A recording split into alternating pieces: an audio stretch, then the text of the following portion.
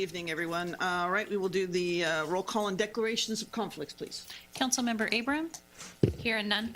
Councilmember Bixel? Hearing none. Vice Mayor Franco? Hearing none. Councilmember Moniz? Hearing none. Mayor Bublak? Hearing none. Thank you. Approval of agenda as posted or amended. So moved. Second?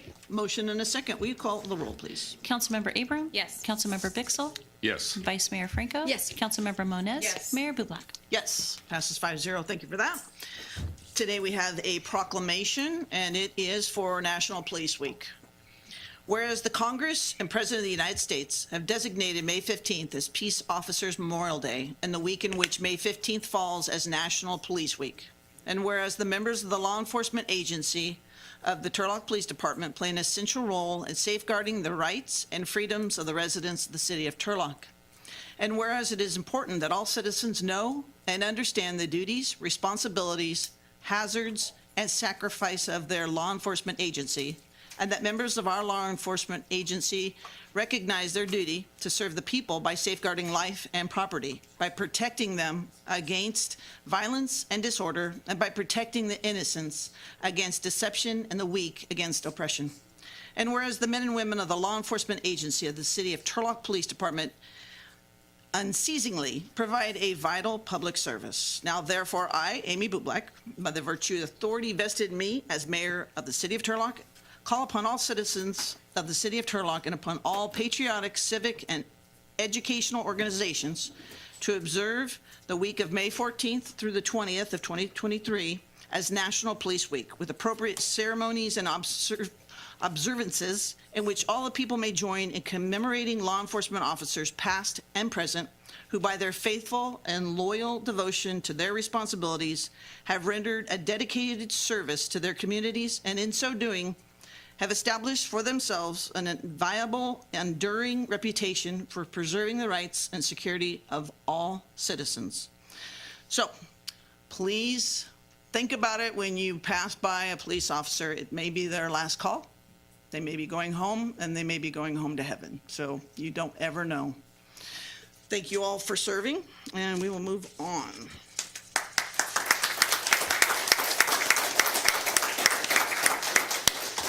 Okay, now this is time set aside for public participation. Items that we can address will be the ones that you can talk of. If there's something on an agenda item, then you can come up during that time when we open that public comment, and you will have 3 minutes. And the first one is Kathy Murray.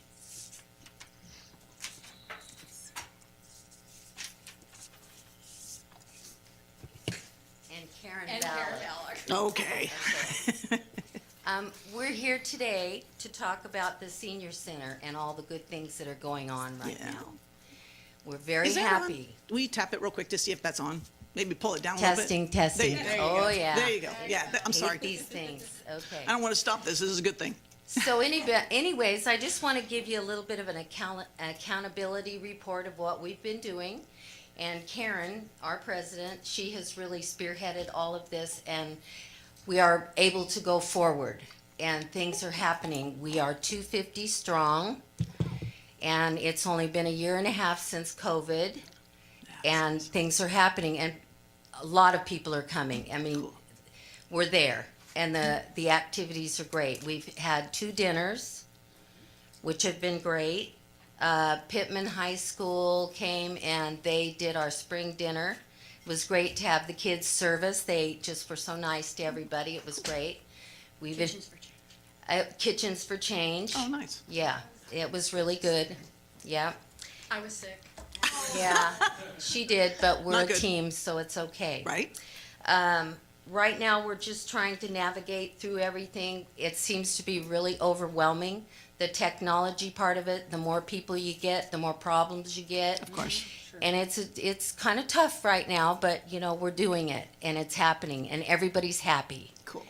And I just want to say the county lunch program is working so well. We are so happy. People are chatting, having fun. You can't even get rid of them. I mean, they just, right? We have a consistent 35 lunch people Monday through Wednesday. Nice. Yeah, Very happy people. yeah, It's fun. yeah. It's been great. And then we started an iPad class today from the county. Okay. So there was 20. I wasn't there. So you want to talk about it a little bit? The county is providing seniors, 60 and older, to learn an iPad. They're providing the iPad.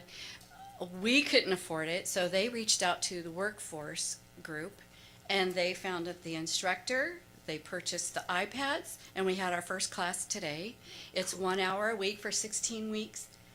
Everybody was so excited. It was fun. And don't count seniors out. Right? No.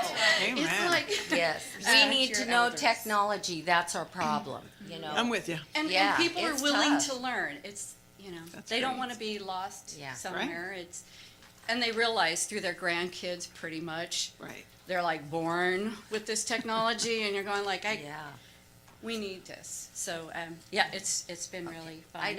We only have 3 minutes, so I don't know if you guys read the paper. I still read the paper, right? And you read the article about what you guys talked about last 2 weeks ago. And I was looking about the grant, they're gonna be hiring a grant writer. It says here, right? Well, it would be so nice if we could have a liaison right on site. So we could actually have somebody greet people when they come to the center. We're not there all the time. And that's the hard part. We're there 4 days a week. The classes are full. You know, but we need somebody there because we're missing out on a lot of people. So it's really tough. And I just want to thank Eric. I want to thank Karen Packwood. And I also want to thank Juan, because Juan's the one that put Wi-Fi in for us. Wi-Fi one. Wi-Fi finally won. We got it. So And for myself, Thank you. I have a nickname that I talk to the maintenance guy. Well, anyway, I go, it's me again. And they have been on the spot. They've helped us with all kinds of issues that the building has and reach out to us and keep us informed so we can keep things running as smooth as we can.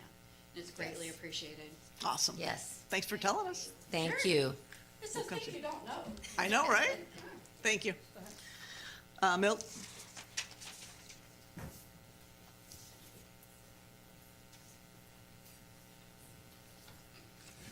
Good evening, Milt Treeweiler.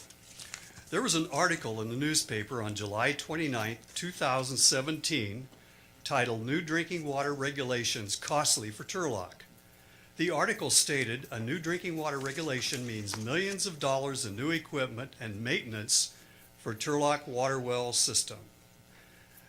There is a maximum allowable level of the cancer-causing chemical 1,2,3-trichloropropane, an industrial insolvent that has been found in soil fumigants. Farmers didn't know that they were putting it on their land, said Municipal Services Director Michael Cook in a presentation to the Turlock City Council. Starting January 1st, 2018, the City of Turlock will have to perform quarterly tests and public notifications if the contaminant is found and install wellhead treatment on the contained water wells. Cook estimated the capital cost of well treatment will be $3 to $5 million per well. Cook also informed the council of possible cost recovery for the well treatment, as there are lawsuits against Shell and Dow for not properly disposing of the 1,2,3 TCP, a byproduct of Dow's Telon and Shell's DD pesticides as a hazardous waste. So here we are, 5 years later. Instead of taking care of this problem, it's getting worse. There were handouts. If you look at the handouts, please look at the notices. Please look at these notices that Turlock citizens are receiving in their mail and their bills. Please note that in the April 2022 information sheet that you have on your dais, that 2 out of the 18 drinking water wells had problems, and the city anticipated resolving the problem by June 30th, 2022. 1 year later, on April 2023, the information sheet stated 7 of the 18 drinking wells have problems. The city is working with the state to be compliant. 5 years ago, we knew about this. We knew about this issue. We're going backwards. Where is our leadership? The city of Lodi had leadership. They are getting a $32 million money settlement with Dow and Shell that we didn't get. Citizens, where is our leadership? John?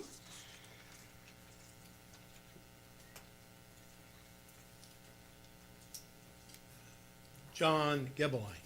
I wanted to let everybody know that inflation's over. You know how I know?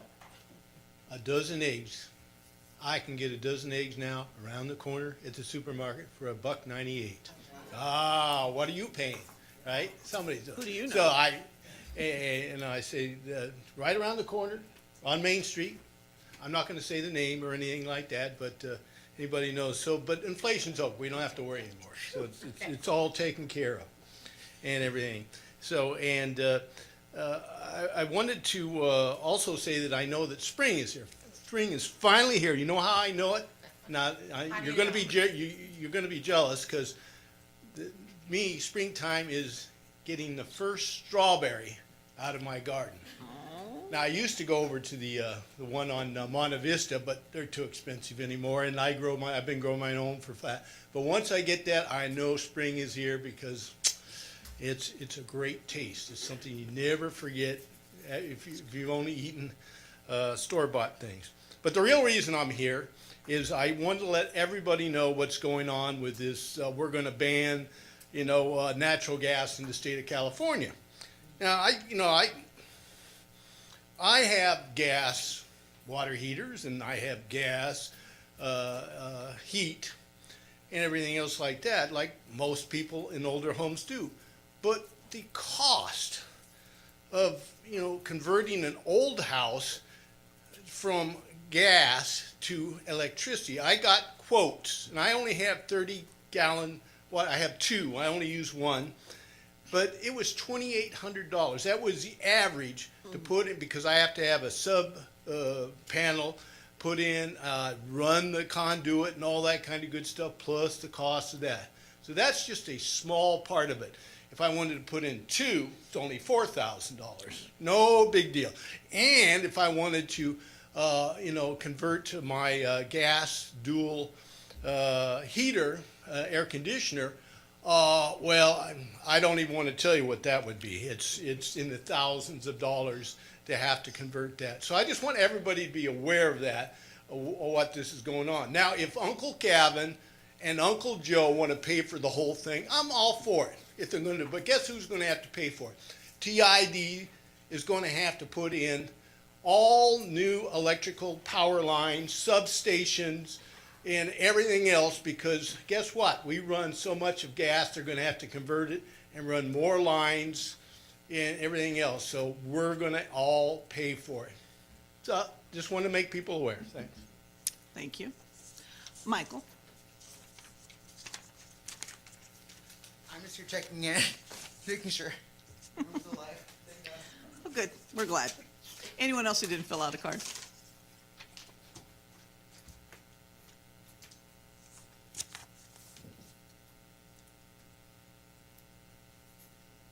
Terry Shaver. I'm just wondering if it would be okay for me to read an email that I got from Pam Franco this morning. Got 3 minutes. Go ahead. Okay, thank you. I had emailed her with concerns about the project, the Home Key project, and suggesting that Motel 6 was a better option. And she took the time to explain so much to me, and I thought it summed up a lot of what we need to know about the whole situation. And honestly, it's so complex. I couldn't begin to talk knowledgeably about the whole thing. So what Pam wrote me was, "Good morning, Terry. Thank you for your email. I appreciate your concern and comments on the item. My opinion of the container proposal has not changed. I'm still not in favor. As to the Motel 6, I have concerns about that as well. and I'd been talking to people who really believed that was a good solution. She explained why it may not be. We lose over $100,000 per year in transient occupancy tax if we purchase it and take it out of the hotel business. The cost is $10 million for the property only, which does not include any administration. There are a lot of rooms. Can we fill them all, or will we once again have an asset that isn't fully utilized? And who would be able to run a facility that large? Much more research would need to be completed for me, Pam Franco, to be on board with the Motel 6. I believe that there are other alternatives that can be explored that are at a scale much smaller, more affordable, and more focused on the folks who will utilize a facility. Needing a facility is not a question in my mind. We do. I just don't believe that this is the project we need. And I believe she's referring to the container project, Home Key. This item still has to come back to council for public discussion and council vote on the Home Key application approval. It is not a done deal. Thank you for reaching out. I appreciate your concerns. Feel free to email me if you have any questions or other concerns. Pam, sincerely, Pam Franco. Thank you very much for that. Anyone else who didn't fill out a card? Hi. Okay, so something I'd like to talk about is the agenda itself. So I appreciate that it's being shared so much and you guys post it early, so I love that. But something I always I find annoying is that when I'm researching an item on the agenda, I have to dig through the city website. If it's all possible, I'd like to see an embedded link in the agenda now where we can then click on it and then get to the item. Because at least maybe I don't know how to do this, and if that's possible. But I'd like to see something like that. And then also, it was like a few days ago, I was driving off of Taylor and I saw the folks who working on potholes. I appreciate that. They were fixing up Taylor. It was over by the intersection. That was great work. And then also something I'm really proud to say that I'm able to do is a few of my friends and I came together and we're going to be working on Fierro Ranch Park on the 20th from 8 to 12 as a volunteer day. So I'm really proud of my buddies for all teaming up together and getting that done. We have the help from, I'm probably going to butcher his name, Art Padilla, so I appreciate him for helping us put it all together and getting it all situated, and I'm just really proud of my friends for all being able to come together and dedicate some time to help out our community. So thank you. Anybody else? Okay. I will close the public comment time and move to the item 4, motion waiving reading of all ordinances on the agenda except by title. So moved. Second. Motion and a second. Will you call the roll, please? Councilmember Abram? Yes. Councilmember Bixel? Yes. Vice Mayor Franco? Yes. Councilmember Moniz? Yes. Mayor Bublak? Yes, passes 5-0. Thank you. Consent calendar. There's a green sheet for consent item 5C. Charles, are there any others? 5G, George, is to be pulled as well. Request by the somebody out there. Motion to approve is amended minus 5G. Okay. Second. We have a motion and a second.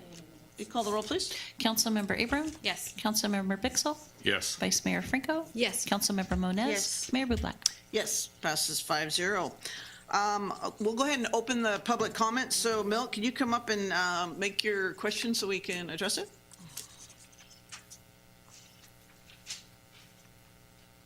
Okay, yes, Milt Treeweiler again. Yes, I just wanted to let you know that I actually keep on file all of the old agendas. I have these going back to 2014, so I pulled the actual agenda. And there's some very interesting things on this agenda that you need to know. First of all, I actually remember this particular meeting that we're talking about right here, because something's happened in this meeting. I may or may not discuss that tonight, but what I am going to discuss, something I remember in particular, is that at that time we had an intern city manager who was Sarah Eddy. We had an intern city clerk who was Ellison Martin. Ellison Martin was actually an executive administrative assistant.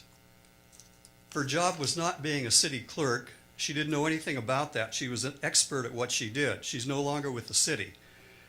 However, we also had an intern city attorney, Mr. Petrolakis. He had just been on with the city for about 4 months when this came out. This thing came out in July of 2021. And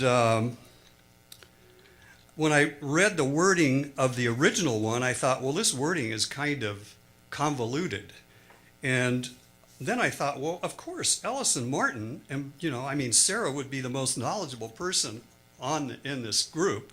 Sorry, George, because you were just here and you were actually not really a city attorney at the time, but you're becoming a good city attorney now.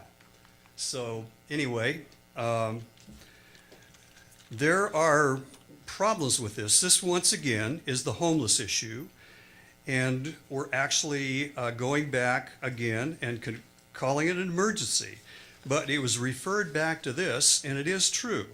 At the time this came out, there was a vote on July 13th, 2021, that would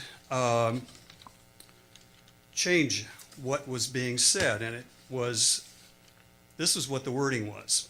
Request to accept a report summarizing the activity of a local emergency in response to the unsheltered homeless and encampment crises ratified by the City Council on March 16, 2021, and terminate the local emergency in response to the unsheltered homeless and encampment crises ratified by the City Council on March 16, 2021, and ratified the proclamation of a local emergency by intern city manager Sarah Eddy, Director of Emergency Services, in response to a continued unsheltered homeless crisis within the city of Turlock, and confirming rules and regulations, number 1, made in the issues by the intern city manager Sarah Eddy, and the reappropriation of unspent funds for the year 2021 of $401,000 and $958. So anyway, Thank you.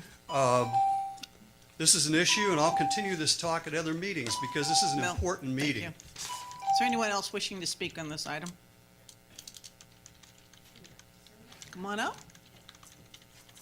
I didn't see. Sorry. Yeah. I was trying to email you guys, and for some reason, I couldn't. Okay. Either Alicia, I couldn't get it to go through. It kept telling me, this email does not exist. Anyway, I have information about the Boise decision that I think you guys are basing a lot of the homeless stuff on. There has been some rulings in Arizona, or a ruling in Arizona, that I think changes the way cities can approach what Boise decided. And so what I would like to do is send you you guys that information so you can all read it, and the city attorney can check the actual ruling that was made in Arizona that kind of clarifies and reassesses how cities have been addressing it. Boise was, I think, misinterpreted, not on purpose, but it was. So I think you guys have a little more leeway in what you can do. So I am going to try to find out how to get. How about you fill out one of the blue sheets in the back okay. and then hand it to the officer back there, and Okay. we will reach out to you as a test, and then you can send it. Perfect. Okay? Perfect. Thank you guys so much. Thank you. Anyone else? Okay, we'll close that public comment for item G. Any conversation or Motion to approve. have a motion? Second. And a second. Will you call the roll? Councilmember Abram? Yes. Councilmember Bixel? Yes. Vice Mayor Franco? Yes. Councilmember Moniz? Yes. Mayor Bublak? Yes, passes 5-0. Thank you for that. All right, now we're to final readings. Item A is a final reading on the Turlock Municipal Code minimum insurance requirements. I will open it to the public. Anyone wishing to speak before we vote? Closing the public comment. Bring it back. Motion to approve? Second. We have a motion and a second. Will you call the roll, please? Councilmember Abram? Yes. Councilmember Bixel? Yes. Vice Mayor Franco? Yes. Councilmember Moniz? Yes. Mayor Bublak? Yes, passes 5-0. Thank you. Item B is a second and final reading of an ordinance for bidding requirements related to the city manager's authority to approve and execute certain contracts. I will open it to the public. Anyone wishing to speak regarding this? Go ahead. So I emailed you all, I think it was last night or something about that, somewhere around that time about this, where I think it was last meeting, I said can't speak English, lower it down to 75,000. Well, actually, I'd like to take that statement back and suggest instead, let's just keep it at 50,000, because I'm worried that if we raise it to such a level, without the approval of our elected officials, like things could slip by that members of the public may want to comment on, or we feel is important. So I just worry that such an increase, like 'cause by doubling it, I feel that's way too quickly of an increase. If we have to raise it, let's find a lower amount that we can agree on. But I just don't think $100,000 is enough, maybe 60,000 to start with, but I just think going straight to doubling the amount that can be used is just a little too much too quickly for my liking at least. But yeah, thank you. Bill?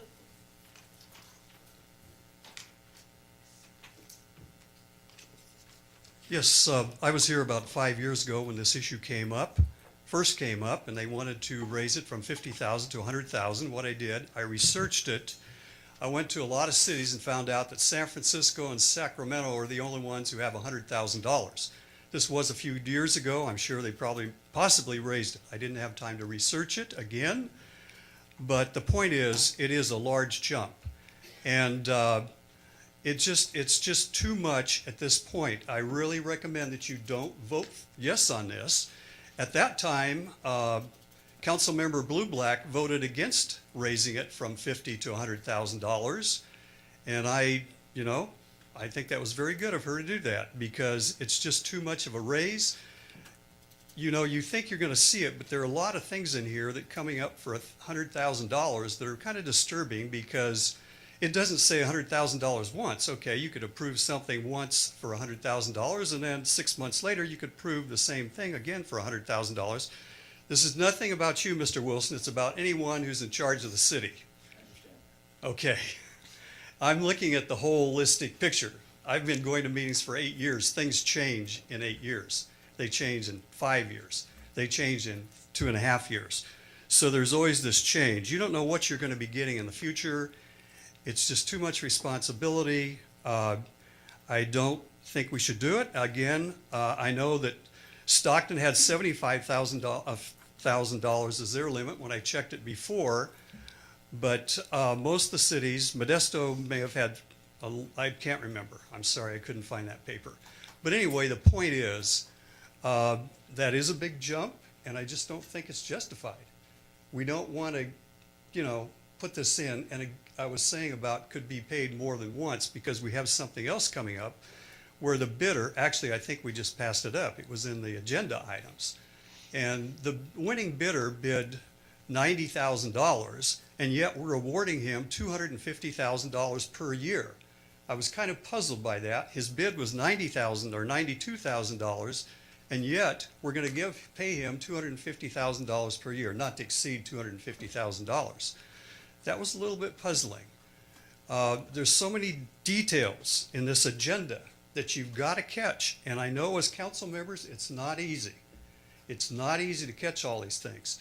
So please be careful. I don't believe that 100,000 is a good idea at all, and I hope you'll vote against it. Thank you. Anyone else? Okay, we'll close the public comment and bring it back. Conversation or? I just have a clarifying question. So if there is a contract that is, close to that borderline of $100,000, and then, that contract comes to be re-upped, is the $100,000 once you pass that, then it comes to council, or, because sometimes contracts are aggregated over several years. So what you're referring to, basically would actually become an amendment to the contract. So let's say we have a contract for $100,000, services rendered over a period of time, additional services are needed.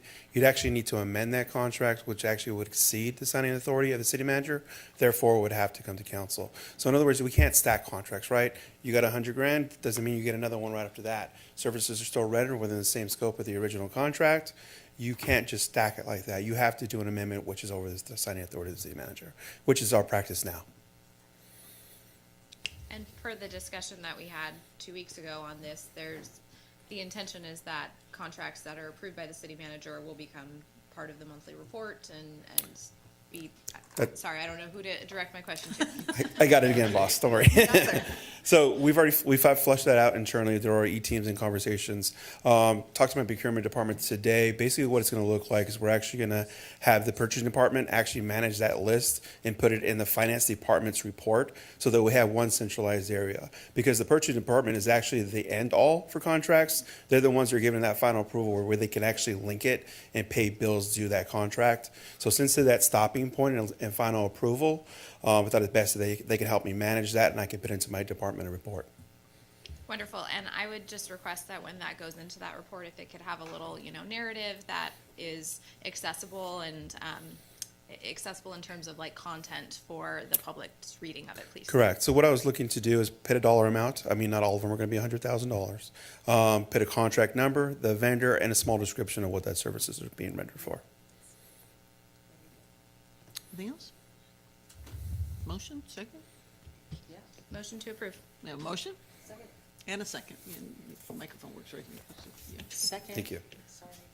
We have a motion and a second. Will you call the roll, please? Councilmember Abram? Yes. Councilmember Bixel? No. Vice Mayor Franco? Yes. Councilmember Moniz? Yes. Mayor Bublak? Yes, it passes 4-1. Councilmember Bixel dissenting. All right, public hearings, introduction and first reading of mini code for general fund reserve account. Why did you go sit down? What happened?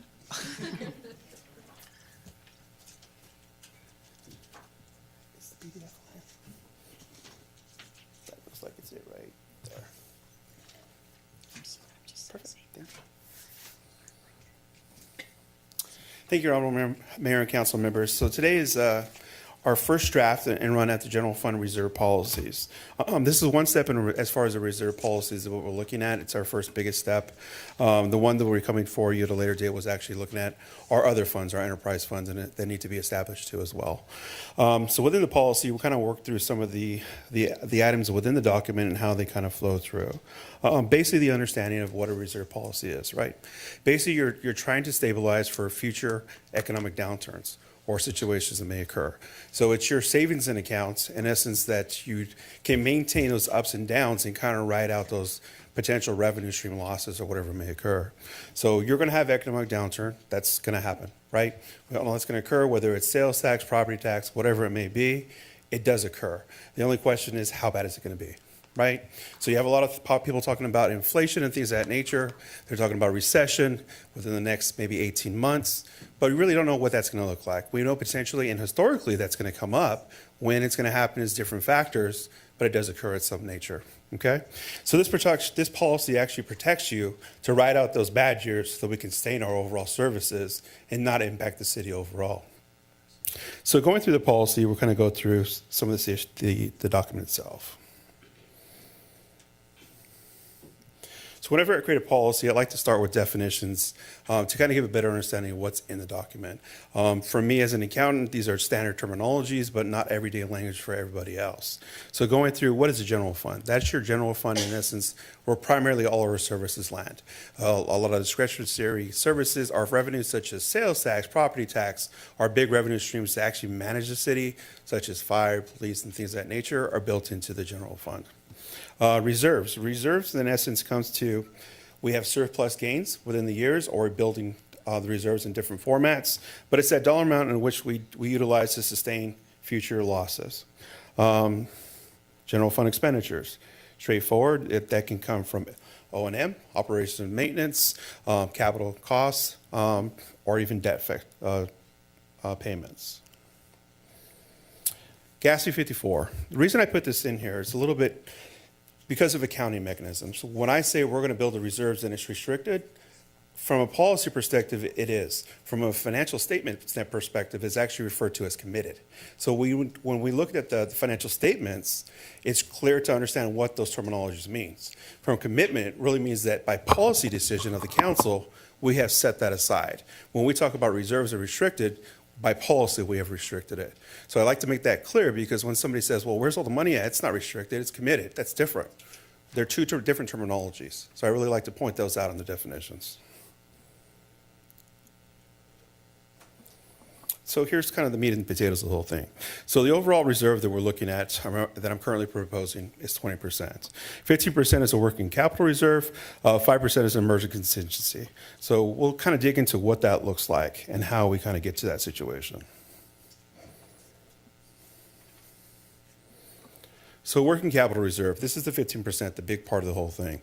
What this is meant for is to really sustain those years where we do have those downturns. 50% of your overall, it's basically measured by what the next year's budget is going to look like. So right now, the current proposed budget, a general fund, is about 52 million and some change. So you take the 15% of that factor to come up with that number. We actually look at that during all budget cycles because each year, that's why you're looking to the future, your budget's always going to consistently going to grow in some format. So that number has to adapt. That's why we don't say we want to keep 5 million. We want to keep a percentage. The reason we keep a percentage is because we want that number to sustain with us as we grow as well. Okay? So what can that be utilized for? So there's three factors. For emergency standpoints, natural disasters, floods, fires, things of that nature, so that we can react to do things that we need to do that may occur that are unforeseen. Required essential services, a long-term financial crisis. Again, that's really just a downturn in the market, sales tax drops, things of that nature. Unexpected capital investments, required but not included for the assigned, and that's really talking about an unforeseen expense. Let's say just worst case scenario, we had a building fall down. We need to repair it. Insurance is going to pick it up, but we need to cover that difference, whatever that may look like. That's what that's built for. But also by looking at that factor, we also takes us into the next piece, which is the 5%, which we call the emergency. The emergent contingency has two components. Same thing as emergency standpoints, natural disasters, and the remaining essence of service is short-term fiscal crisis. It's kind of writing out those small pieces. So what do these two components mean? So as a scenario, right now we do have an excess of 20% using our unit measure of what we're looking at. So if something occurred, using the example of a building falling down, we'd look at the 5% first to be able to maintain what we need to do for that essential, because your general fund's not going to be able to pick that dollar amount up. It's just not feasible. Even with cuts or whatever it may be, you're looking at cutting services to be able to pick that up. Even then, it's still very difficult. So we can still maintain and do that emergency situation, but actually still maintain our 15%. So if we have an equity downturn at the same time, we could still at the same time ride those situations out. So you kind of stack this policy in a sense of the way it builds up to a 20%, but they all have their own little factors in how they're utilized. The overall essence is basically, regardless of which factor you're looking at, it takes council action to be able to deal with these things. So if we're saying it's an emergency standpoint, we need to come to council and say, this is where we're at, this is our recommendation, so we can take care of this, and this is how we're going to do it by utilizing the 5% first. Okay?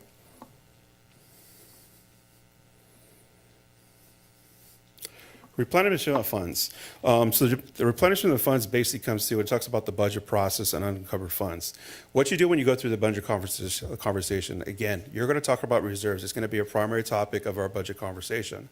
What does our reserves look like going into the next year? How much do we need? What is the current year looking like, right? Because you want to make sure we retain that 20%. Let's say we are under that 20%. You're going to have a conversation about what that number looks like, but we're also going to say, okay, our current budget is X. We're balanced, so we can't pick that up. So we'll lean on potential surpluses in future years to gain that momentum. You can actually make an action to build it into your budget, but you don't want to impact services. So you try to look to commingle potentially and pick some of it up, but depending on what that downturn looks like is depending on how we're going to manage the situation. But because of the way reserve policy is built, it's in nature trying to build out for multiple years to kind of catch up, right? It's dependent, again, on how that drop looks.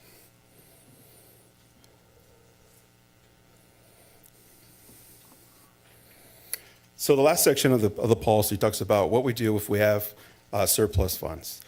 Surplus funds is identified within 3 different actions. Again, this takes council action to be able to execute. One is to address our unfunded liability, our pension obligations, which for a majority of cities is their biggest outstanding liability. Reduction and avoidance of debt. So if we have an outstanding debt payment, whatever that may be for, pay it down, save on the interest, and be able to manage that overall debt to shorten that factor and so we can get through it faster. Capital improvements and purchases. This is really capital projects and something that's unforeseen or something we've been discussing for some time. Whatever that project may be, you usually need some kind of seed money. Something to kind of get you through, to get you started and what that looks like. What that means is we can actually carve that money out and hope that we can utilize that instead of issuing more debt. And so that really is a big picture project and how we're looking. So those conversations, all 3 of those items will come up during the budget process because staff will need direction from council to be actually to execute any one of these items. And I believe that's the end of the policy. Is there any questions? Questions for Director Moreno? Vice Mayor? Okay. emergency it would be considered acts of nature, non-recurring events, like COVID, Correct. short-term crisis of some kind. Correct. So any kind of natural disaster, if we look at the numbers as they are, it's about 2.6. That can only get you so far to do some small, I mean, it's a large amount to do something and kind of wave out those things, but long-term, you have to manage it overall. Right. And this would be about 20% is what you're. In totality. You're saying, okay. Correct. On a percentage basis, not such as our current policy is 6.5 million. That's correct. Okay, so you wouldn't set it at a specific. X No, number of you really need to be, dollars. because your budget grows over the years, I mean, we all want revenues and expenditures to grow, right? Because the city continues to grow. Right. That number needs to grow with it. So let's say we grow an essential factor of 10%. While you have set aside for a different dollar amount, you're not sustaining what you really need to have. That number will actually diminish after a period of time. Right, and you don't want too much, and you also don't want too little, so this is. Correct. So that's why you don't, for reserve policy practice, you set a percentage at 20% with the understanding there's a fine balance between planning for the future and setting aside money just in case of downturn. But there's also a point in factor where you're saving too much money, you're really not making your money work for you. Okay, and you think right now we have too much set aside? I do. Thank you. I think you said we all want to have more revenue and expenditures. I'm going to disagree with you on that one. Well, let's put it this way. From a budget perspective, Yes. your expenditures are going to grow into your revenues. I mean, because once your revenues grow, what's the first thing we do? We incur, we increase services, right?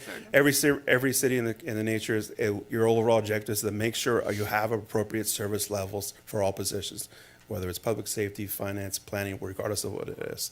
So if you sit down and talk to every department, we all need more staff. That's just the way public works, right? But we need to be able to adapt and go with our services, but we got to maintain that with our revenue streams.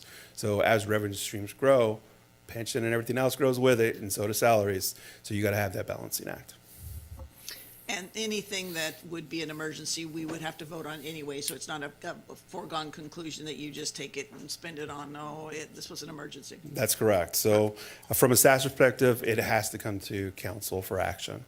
We'll put together the information. Here's where we're at. This is our proposal, and we take a formal action. So the last three items that are at the bottom of it is for surplus funds. That action has to be taken by council. Questions? All right, let's open it to the public. Anyone wishing to comment regarding this? Mel?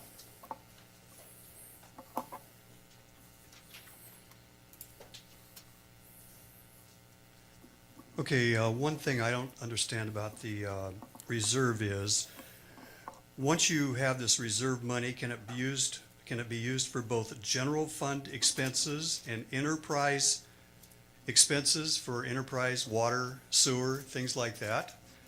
So can it be used for both items? And second question, at a previous meeting, we had a council member who asked for a report from our city treasurer. Is it possible for us to have that report? I would like to hear from our city treasurer also. Thank you. Anyone else wishing to speak? Okay, we'll close the public comment. Can you speak to the enterprise fund? Sure. So the general fund is, as a reserve standpoint, is a discretionary dollar amount. What does that term mean? It means it can be utilized for any services the council sees fit, whether that be to assist muni and what that looks like, but at the discretion of council, they can utilize it in any format. I guess a good example of that is, let's say we have a sewer line drop. Muni doesn't have the reserves or funds to be able to maintain that or fix it. We could look to this reserve policy to be able to do that. And treasurer's report? Treasury report, there is information for the treasurer that is produced on a monthly basis. Talking to the city clerk on how we can get that information out now, and also I need to speak to the treasurer. So I will get that information and relay it back at a later date. Thank you. All right, what's the will of council? Comments? Sure. Well, everyone knows I'm ultra conservative where the reserves are concerned. And I did some research, and the Government Finance Officers Association GFOA. recommend reserves to be at least 16.7%. So at 20, we're well above that. Also looking at Vallejo at 16%, South San Francisco between 15 and 20%. Manteca's at 25%, which was intriguing to me. Berkeley at 17.43%. So, we'd be at 20%, which is higher than current. Obviously, it's 6.5 million. Our 20% would be higher. According to our 23-24 budget, it would be about 7.16 million working, and then the 2.6 for emergency, or about 10.4 million. That's correct. And so one of my concerns is that even though the GFOA found that 16% was good, they also said that they found that human judgment alone underestimates risk by 50%. That was right off their website. Well said. So, with that concern in mind, I'd kind of like this to be a little higher. To me, and a percentage basis is fine, but I would love to see our reserves to maintain about $15 million, not just 10. And then anything that is above that we have now, I'd like to see that go into one-time expenses like Columbia Pool or our roads, or some of our capital expenses that we've been deferred on our maintenance on, like our roofs and fire stations. So I would like a little bit more than 20%. I kind of like Manteca's 25%. So those are my suggestions, comments. So, Councilmember Abram? Just to kind of piggyback on that a little bit, and this goes to my interest in hearing our investment policy from the treasurer, but like this money that is sitting in reserves, can you give us an idea of how it's working for us now? Because my concern with stocking away too much just to have us feel good with it, there's real opportunity cost there that we can, we're missing out on putting it toward this big unfunded liability or other things that really need our attention. sure.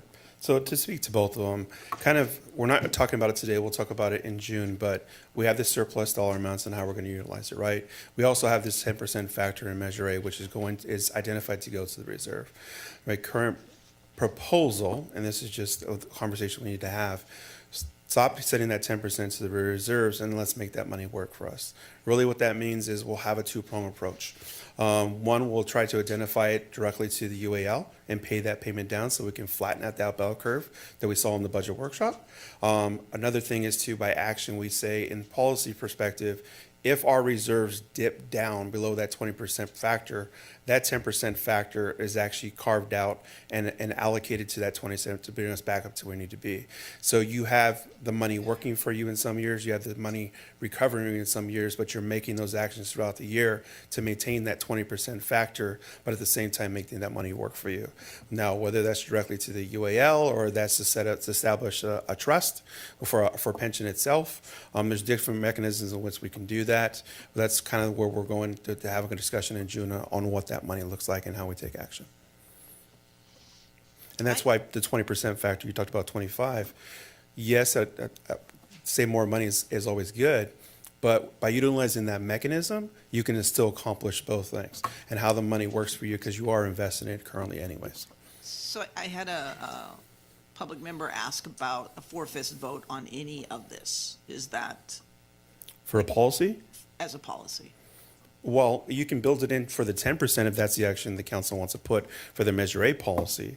In this instance, it's not built in that structure, it's just 3/5 vote to adopt this formally.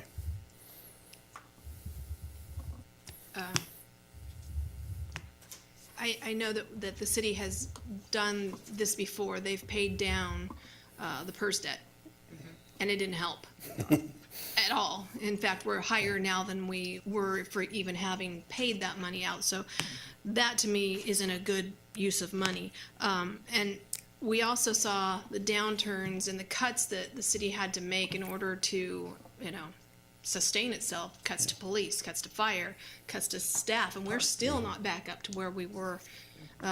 So that in my mind is why I'm requesting a little bit higher. I understand. I don't want to stockpile money, but I do know I talked to the treasurer on Saturday at the farmers market, and she said that she made about $1 million on the investment. So, we are making some money on the We investment. are. And the interest that comes off those investment goes back into the general fund? Partially when it goes into the general fund, it actually gets allocated across all funds like municipal Okay, services and other okay. funds too as So, well. so we are utilizing the interest off of the money that's sitting there. That's correct. You can Okay. see it in your budget packet. Thank you. Okay, so what are we thinking? Yeah, I'd like to bump it up. Can we make it an even number? Oh, I don't- what, 24, 22? 24%? 24 is good.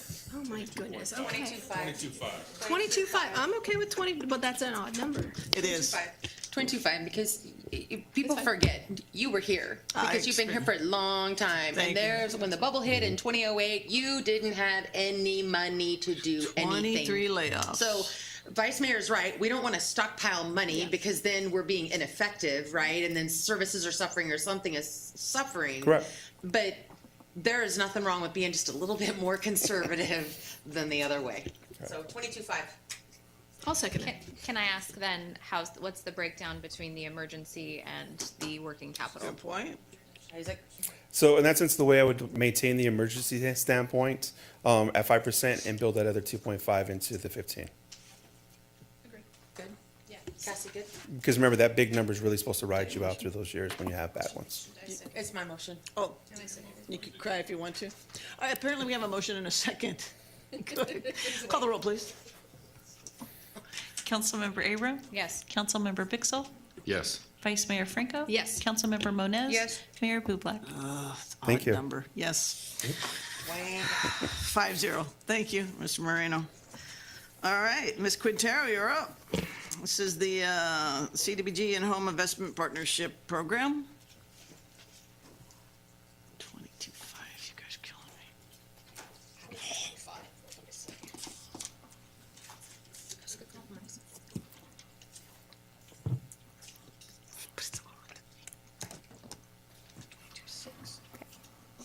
I know the trick to always propose even numbers, so.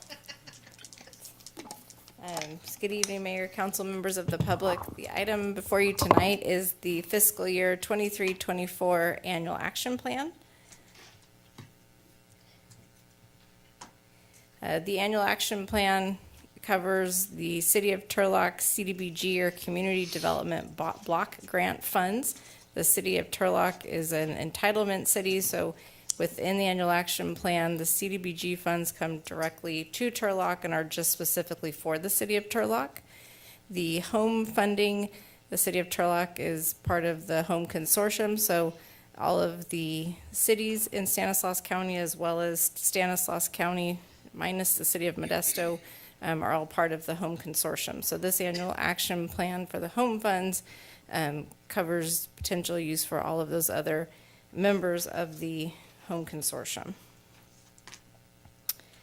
HUD requires various plans. This annual action plan is one of those requirements to be eligible to utilize these funds. So the first large plan that a city has to have is a consolidated plan, or referred to as a con plan.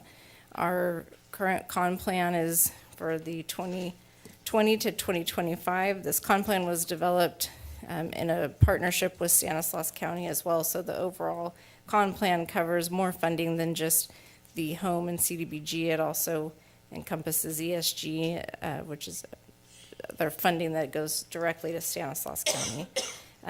So tonight, this annual action plan is one of our requirements for HUD.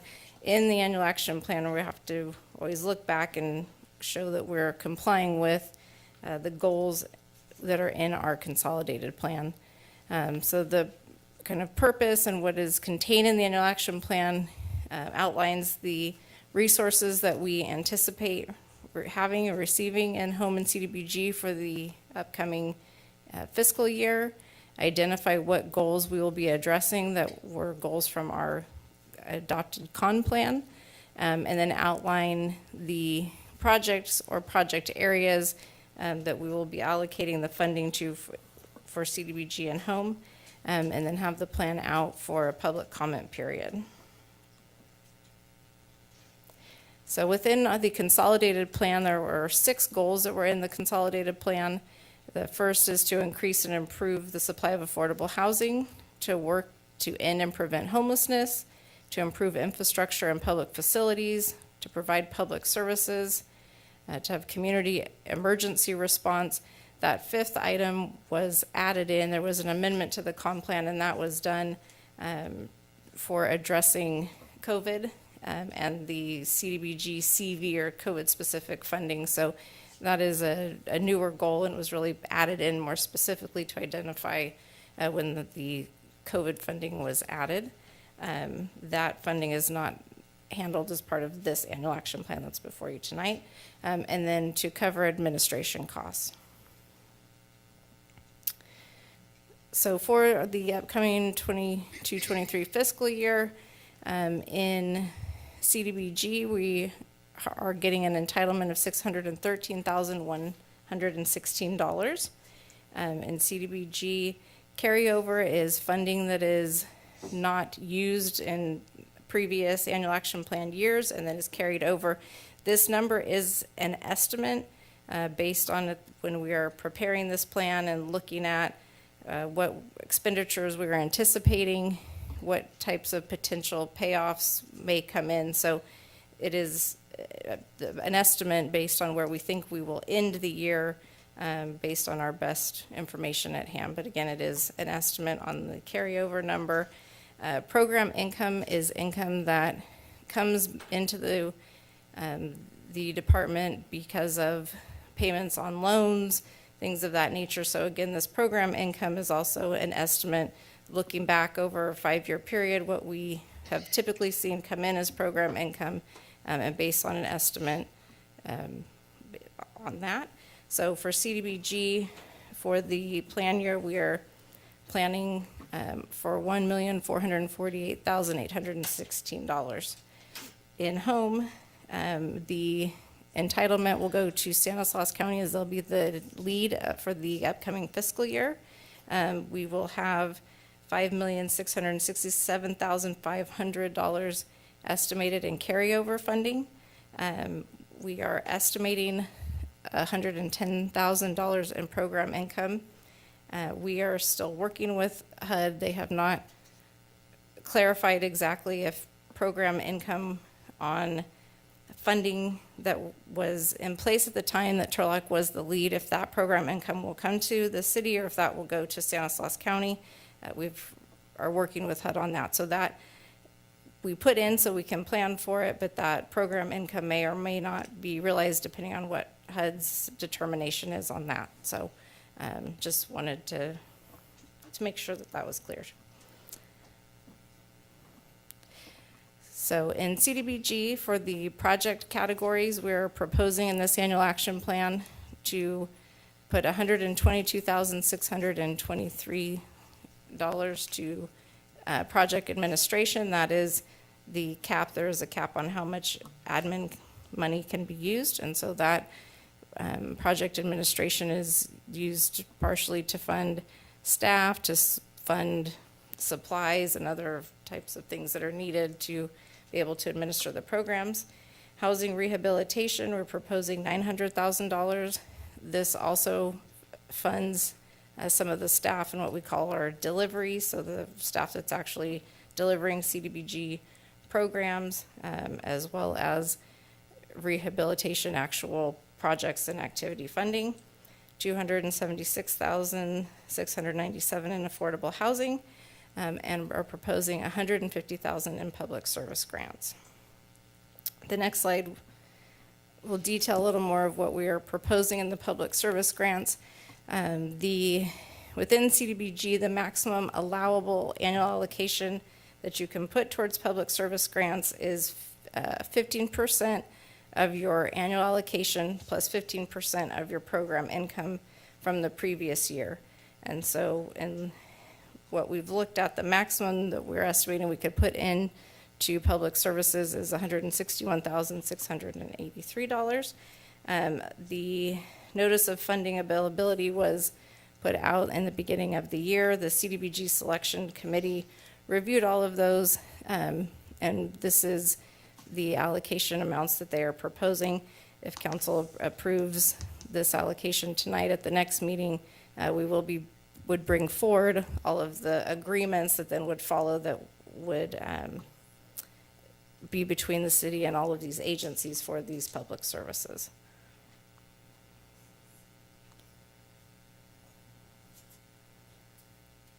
In home, we are proposing $100,000 in the residential rehab category, $3,860,578 in affordable housing, $300,000 in first-time home buyer.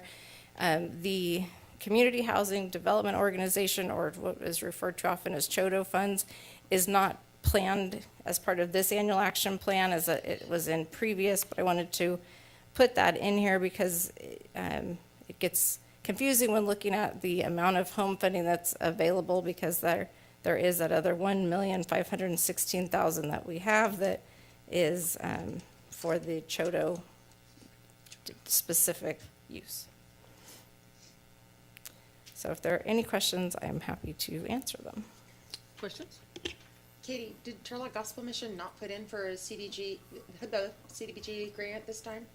No, they did not. Everyone that applied was recommended right? to be granted. Yeah. Questions? I do. Is this the county's first plan, or is this our last plan? So we will, this is our plan, our annual action plan. The counties has prepared and done their annual action plan. We will always still have to prepare an annual action plan for Right. Turlock. So the home portion of it, the home consortium portion of it, that's Stanislaus County's first? Well, yes, last fiscal year, because we had notified HUD that we would change the lead, the way that the 22-23 annual action plans were prepared was under the direction from HUD that the lead was changing. And so technically, the way last year's action plans were prepared was that Turlock was not the lead and Stanislaus County was. Okay. We will be bringing back in June an amendment for council to consider to that annual action plan, because we still were the lead that had notified us, so we will need to amend that plan. So this is, yes, the first official. Stanislaus County. So the home consortium, the home part of this is Stanislaus County's. We have a vote in it, but we are not the lead in it. We have, for this annual action plan for Turlock, we still have the funding that is the carryover funds from the previous years that Turlock was the lead. So we are still responsible for that. Okay. And administering that for the consortium. So that vote is on carryover. New entitlement funding is in the county's. The county's plan. Yes. Gotcha. Okay. Thank So you for can that. we alter this at all then? So the plan before you tonight, there are thresholds within the citizen participation plan that are amounts that can be amended without having to go back out for public comment. So if the changes are within those scopes, then yes, we can alter it. If it exceeds that, we would need to make the adjustments, in the scale that we could, then we would need to be, as part of the motion, direct staff to bring back a substantial amendment. We would make those changes and then bring that plan back. Okay. So going into the CBDG portion of it, who created the plan? Who was the one that who decided where we were going to put these expenditures? We looked at the projects that we have in queue for applications that we have in, where staff costs go. So it was, started based on our previous plans, where we've been, what projects we have in the queue, where the funding would need to be. So it was, started based on, working with staff, bringing that out for the public comment. Okay, because in the public grants, I totally get that. But the affordable housing, and we always seem to put this in there, this is to purchase a property and rehab it, but we're taking it out of one column of low-income housing and putting it into another column of low-income housing, and we never create anything else. And I think this council, or at least the previous council, had said before, we're not really interested in doing that anymore. Love the housing rehabs. The more people we can help, the better I think we are. And the public service grants, great. But that affordable housing in the CDBG, to me, doesn't make sense because there's nothing out there for $276,000. You're not gonna be able to find a house, and then how are you going to fix it? So, Paint. so that one just always gets me. What's the due date of this plan? It is due by the end of May. The 30th And we or always get 31st. it pretty much the beginning of May, and we don't have a lot of time to change things, so. Question. Question? No, I'm done. Thank you. You bored her. Let's open it to the public. Anyone wishing to speak regarding this? Milt?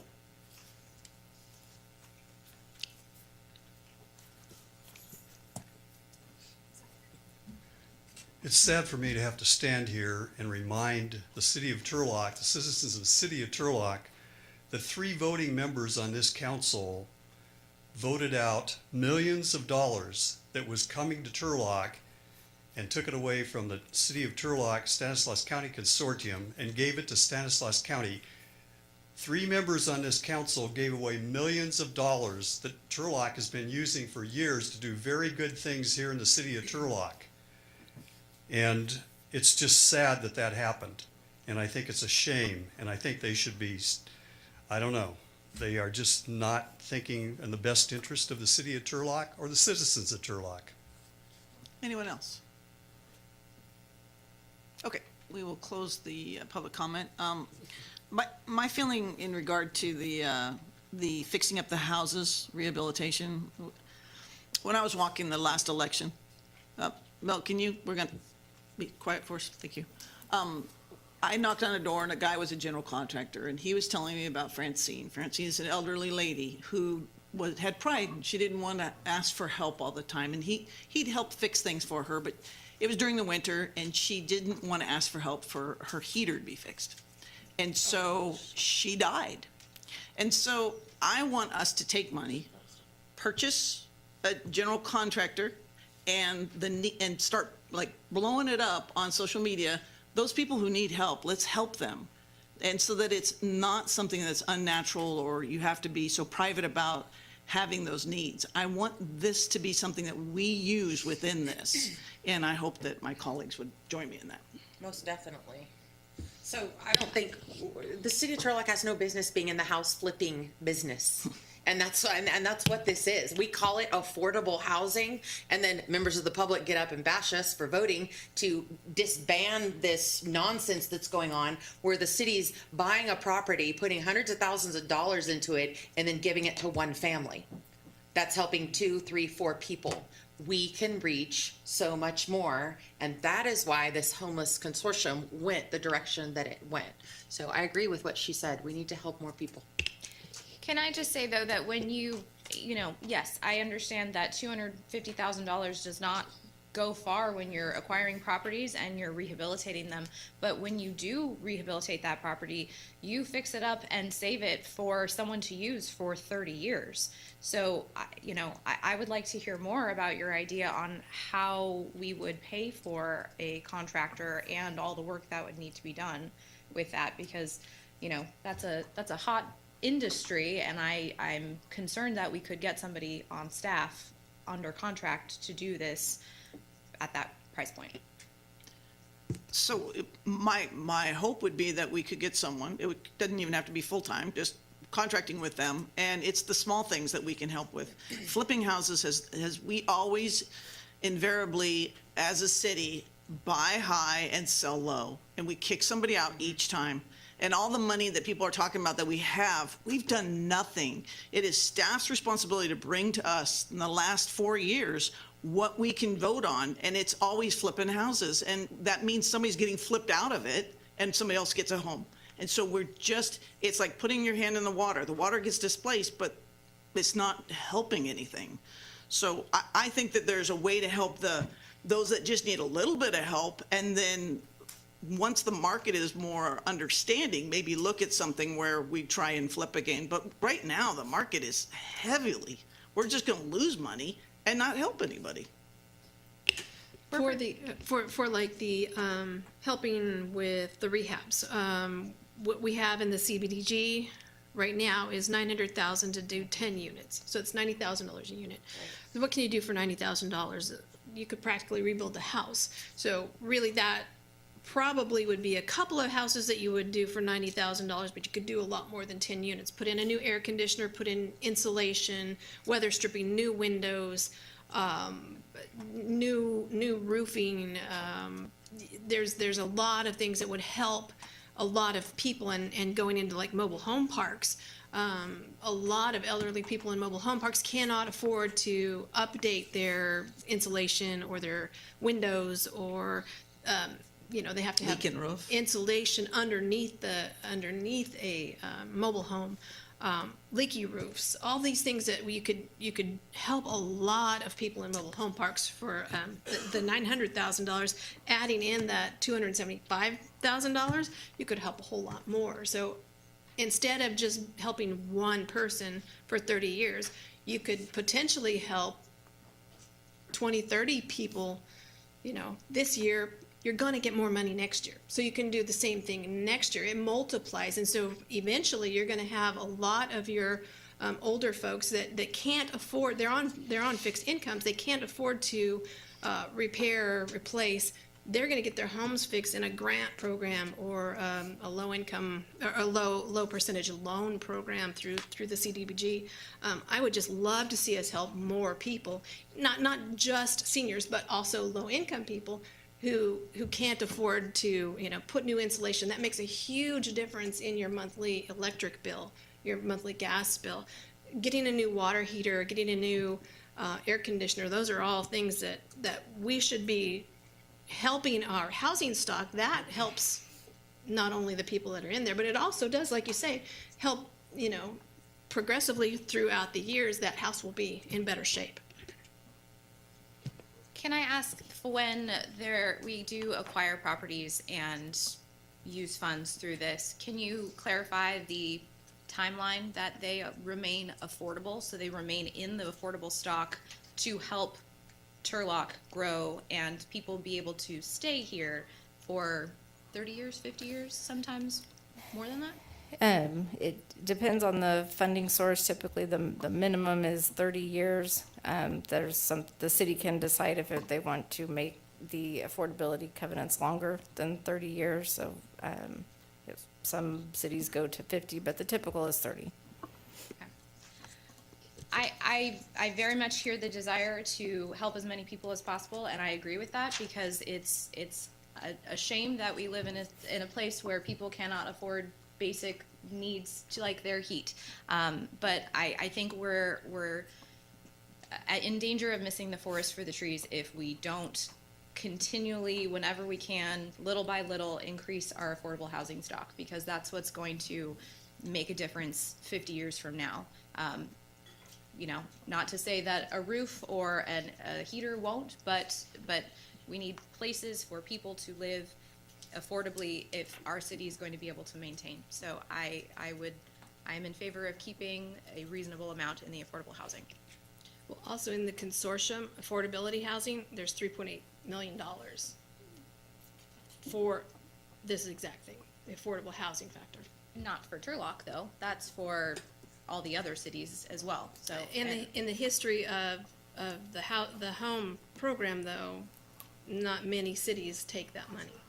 In fact, we're in charge of $20 million that's sitting out there that hasn't been utilized. I don't think any city's ever taken money on the affordable housing in the entire time we've had the consortium. That works And really good that's- with you. Yeah, I'll tell you this, you can't buy a house even in my district for $276,000 right now. Yeah, I mean, maybe you could buy a vacant lot. Okay, so if we're looking for a motion and we're okay to move any of this around or make more explicit terminologies, that means you're gonna have to bring it back, correct? Yes, yeah, there are, within the scope, the parameters are we could move, and I guess one thing on the affordable housing category and CDBG, that funding can also be used to rehab properties that have been acquired, and so we do still have properties that have been acquired that need rehab, and so part of putting funding there was to be able to finish rehabbing the properties that had previously been purchased, not necessarily the intention Two? to purchase that. We have 2 currently still need to be rehabbed? 3. 3. And do we know a price on those? Is it the Yes. staff report that says they need $160,000 in repair? And 440 on another, on a fourplex. Wow. Ouch. That's It's gone. That's huge. It's gonna eat up everything just on On 3 or 4. three, yeah. Yeah, and we would look to between what is It's gonna be eligible another to Francine. use home funds as well as not just relying on the CDBG, but looking at what would be eligible for home on the rehab expenses. But we have funding still left from previous, our $20 million various baskets that we could utilize some of that for? They think the only other funding source potentially and we still have to develop an implementation plans, the home ARP, about 6 million or so between Cal Home and State Home is funding that is specifically, that can only be used for first-time home buyer programs. Then can we, these 3 that we have in inventory, can we fix them up and then put them for sale in the first-time home buyer category? Yeah, so we can't, well, the one property that is the fourplex, it wouldn't be a first-time home buyer, but the Can you others that turn are, it into a condo? we could look at that. Yeah, we could look at that. I don't know what that would And you need a entail. homeowners association, but you mean you could turn it into an affordable condo? Potentially, we can explore that. But yes, that on the single families is definitely something we've talked about. Our interim housing manager is looking at ways that we could adjust potentially our first-time home buyer policies to make it that there would be a way that people could qualify and that those properties could then be done. We could do a lottery type system and put them out for a first-time home buyer. Yeah, it makes sense to me to finish what we started. Right. And get those out to first-time home buyers if we can. Are we doing loans again? Basically, Even on first-time home buyers? but we're gonna sell low. We're buying high, selling low. So we're basically committed anyway, so my idea of actually helping a bunch of people, we can't even do because we're already committed to this, is that what I'm, like, There still is other funding than the housing rehab and then in the home funds that we can do homeowner, loans, grants for repairs. We have been mailing out letters to property owners to let them know about the program. So we have seen an increase in people coming in, meeting with us. We have 4 property owners that are active in the process currently, and then we have other applications, pending that we'll be working on. So we have been working to try to get out more specifically to homeowners information about the programs that are available. There was just a NOFA that just came out about funding that is specific for rehabs of mobile home parks.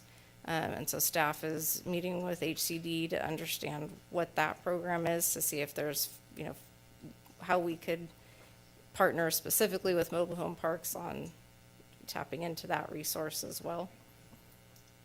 but the money's basically committed is what I'm asking, right?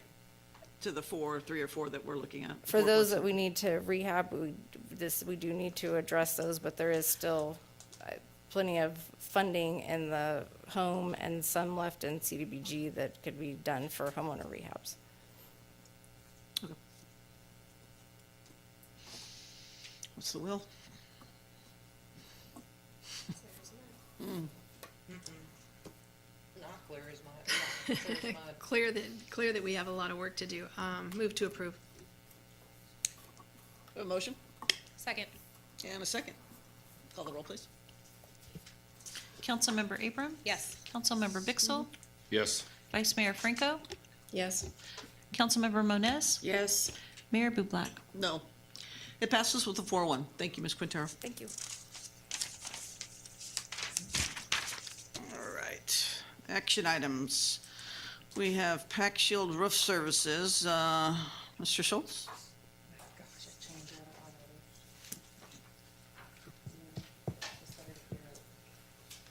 It's ridiculous.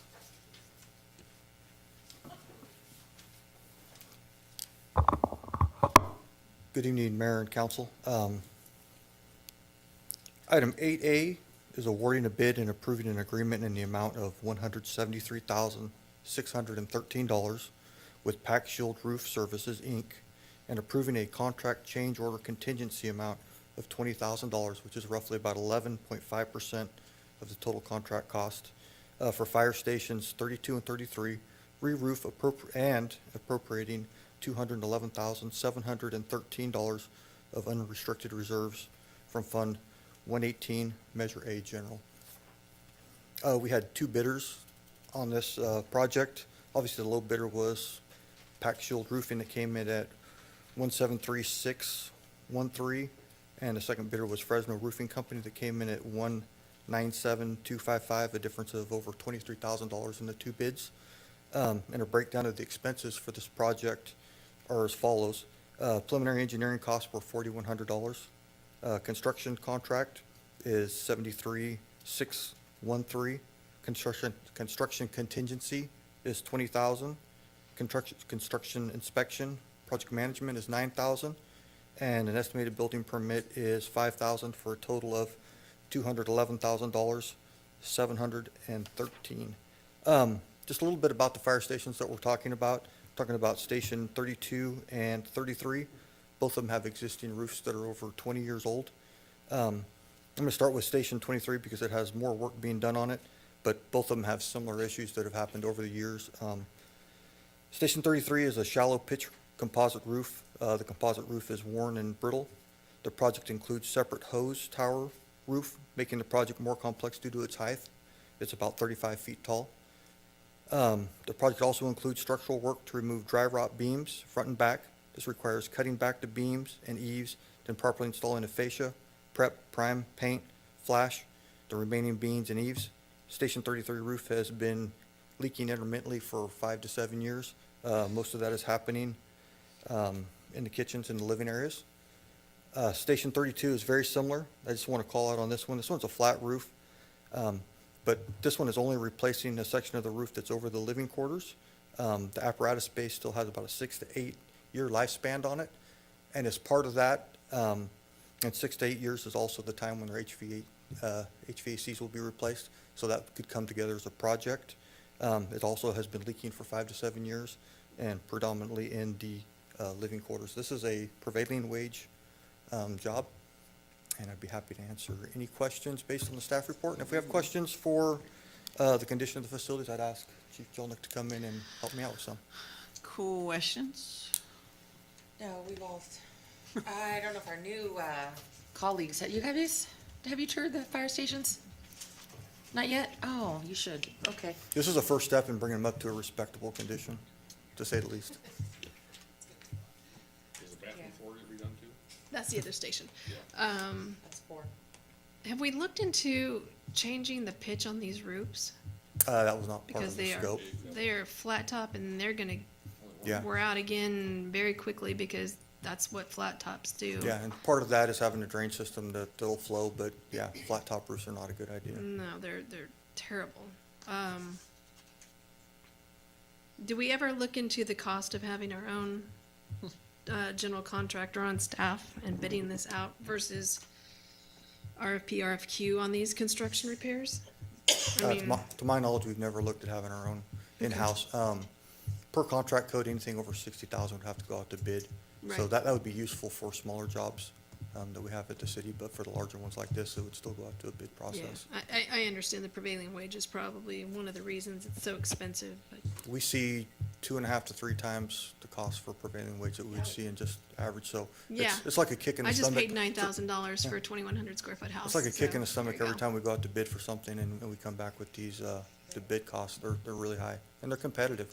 We're seeing bidders in you can see on this one, there was a pretty big difference in the two bids, so, yeah. Price of doing business with the city, unfortunately. Yeah, thanks. Government. It's the truth, unfortunately.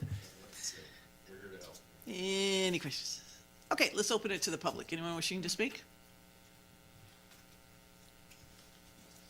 I do think I do think it's rather expensive, but it's work that needs to be done. Our firefighters deserve to have a decent place to be because they're taking a lot of time out of their days to be there on staff and on call, ready to operate and go at a moment's notice. So they deserve to have nice roofs and not to be getting wet during their time while they are there. So I think it's expensive and it's unfortunate that it's this high, but it's something that we need to just kind of sucker up and take it. So yeah, that's my opinion. Anyone else?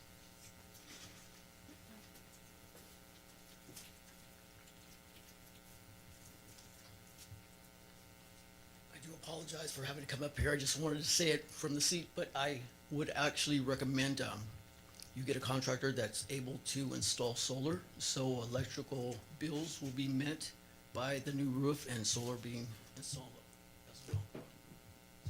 Thank you. Anyone else? Okay, let's close the public comment, bring it back. Obviously, this is a health and safety issue, and we didn't have money back then, and so we left our firefighters hanging. Hate the price, but I get it. It's brutal. It's a big kick in the gut because I just put a 6,000 square foot roof on a commercial building for 30 grand. And so this is miserable, but she's right. We can't leave our firefighters hanging, especially in living quarters. It's miserable. It's not fair and we have to do it. So I'll motion to approve. Second. Yep, deferred maintenance. We got Right. stuck with it. All right, we have a motion and a second. Will you call the roll, please? Councilmember Abram? Yes. Councilmember Bixel? Yes. Vice Mayor Franco? Yes. Councilmember Moniz? Yes. Mayor Bublak? Yes, it passes 5-0. Thank you, Eric. All right, Mr. Goodman, got a couple items up here for SRWA, sir.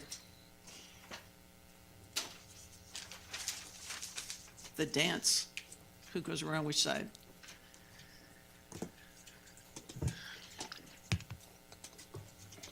Good evening, Madam Mayor and council members and citizens. Sorry about the voice. Hopefully it will get better. So there's this item, this first item was continued back on the 28th of March, I believe. It was tabled, and so it has been brought forward to today. We had a couple of chances where we thought we might get it on the agenda, but it took a little more time than anticipated. But before I get right into that, there were some questions back on the 28th of March that were asked by citizens and council members.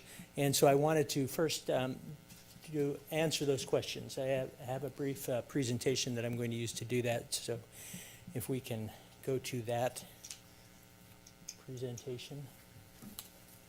Oh, I'm supposed to do it myself? Holy smokes. Vehicle justification right there. And there it is.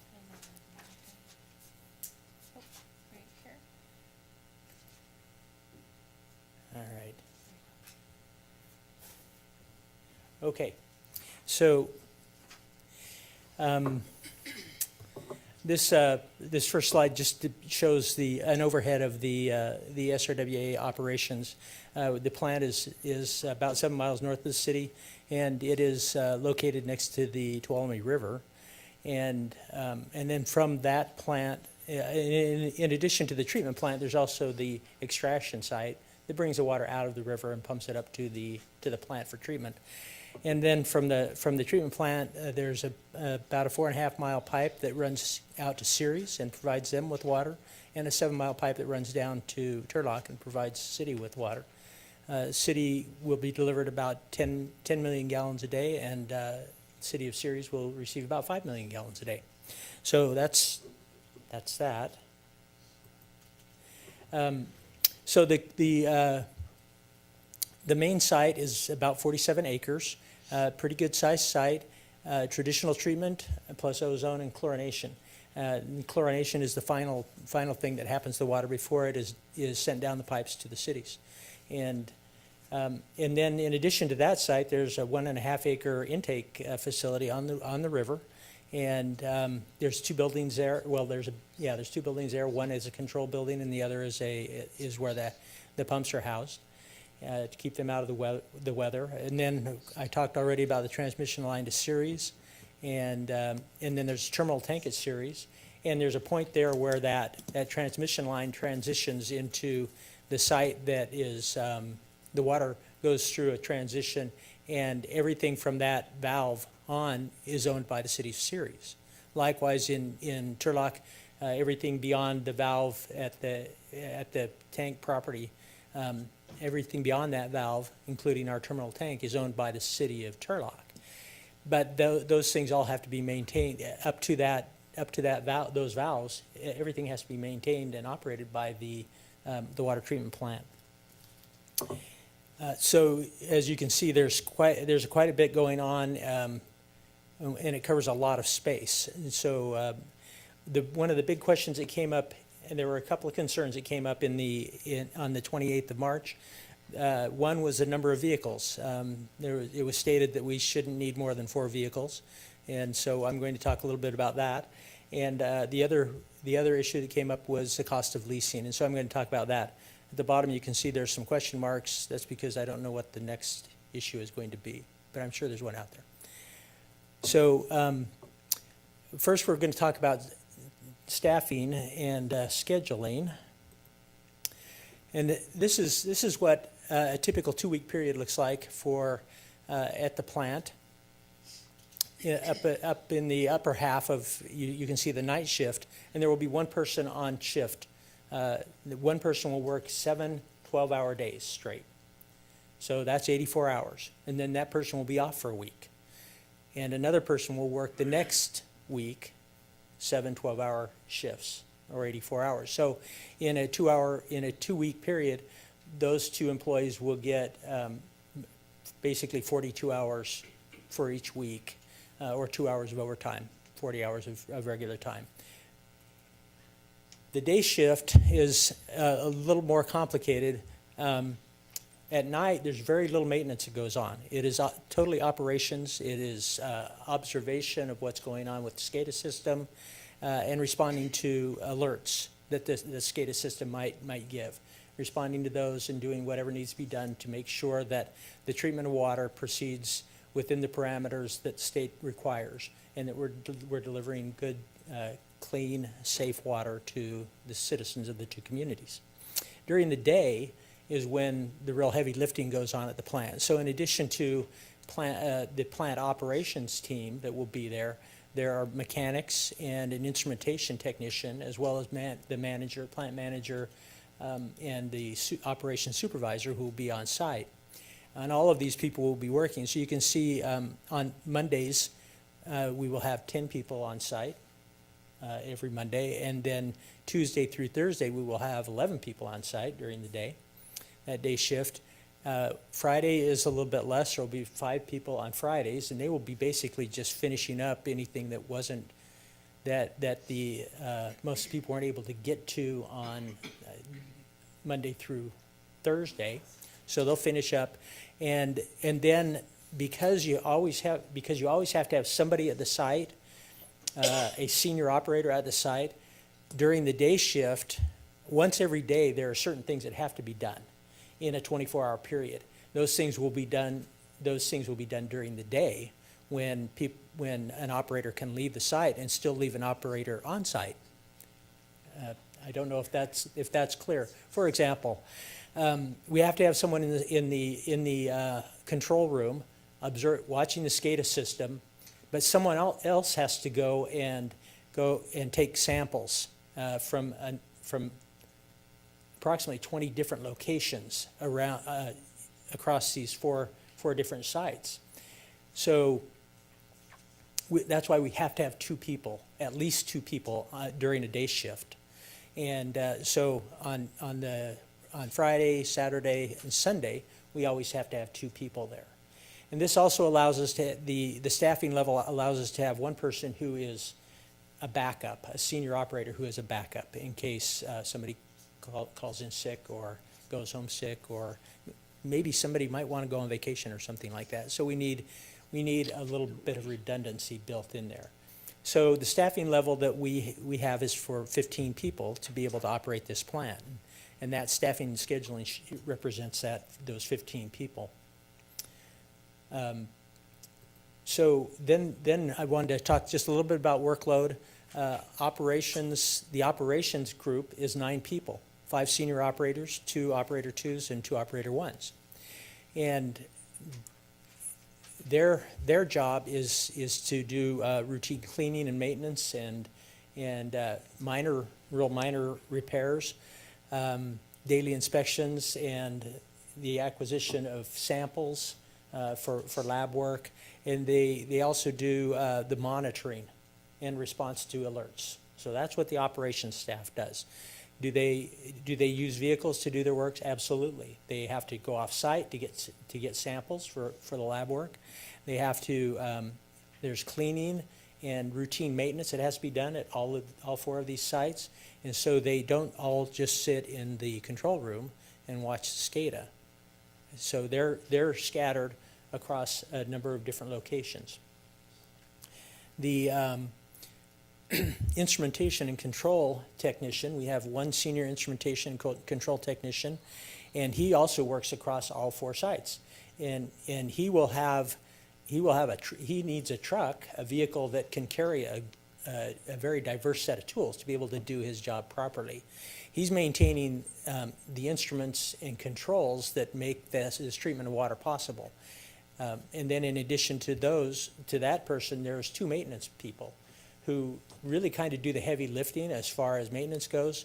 There's scheduled maintenance that is constantly, that scheduled maintenance is constantly renewing the system, removing old components when they're nearing the end of their useful life, replacing them with new components.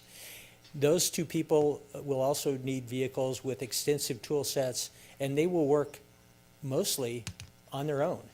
And but from time to time, they will have to get together because 2 hands aren't enough for some jobs, and so they'll need to work together and may even need to bring in a 3rd person to work with them in some situations. So that's the kind of workload that we have.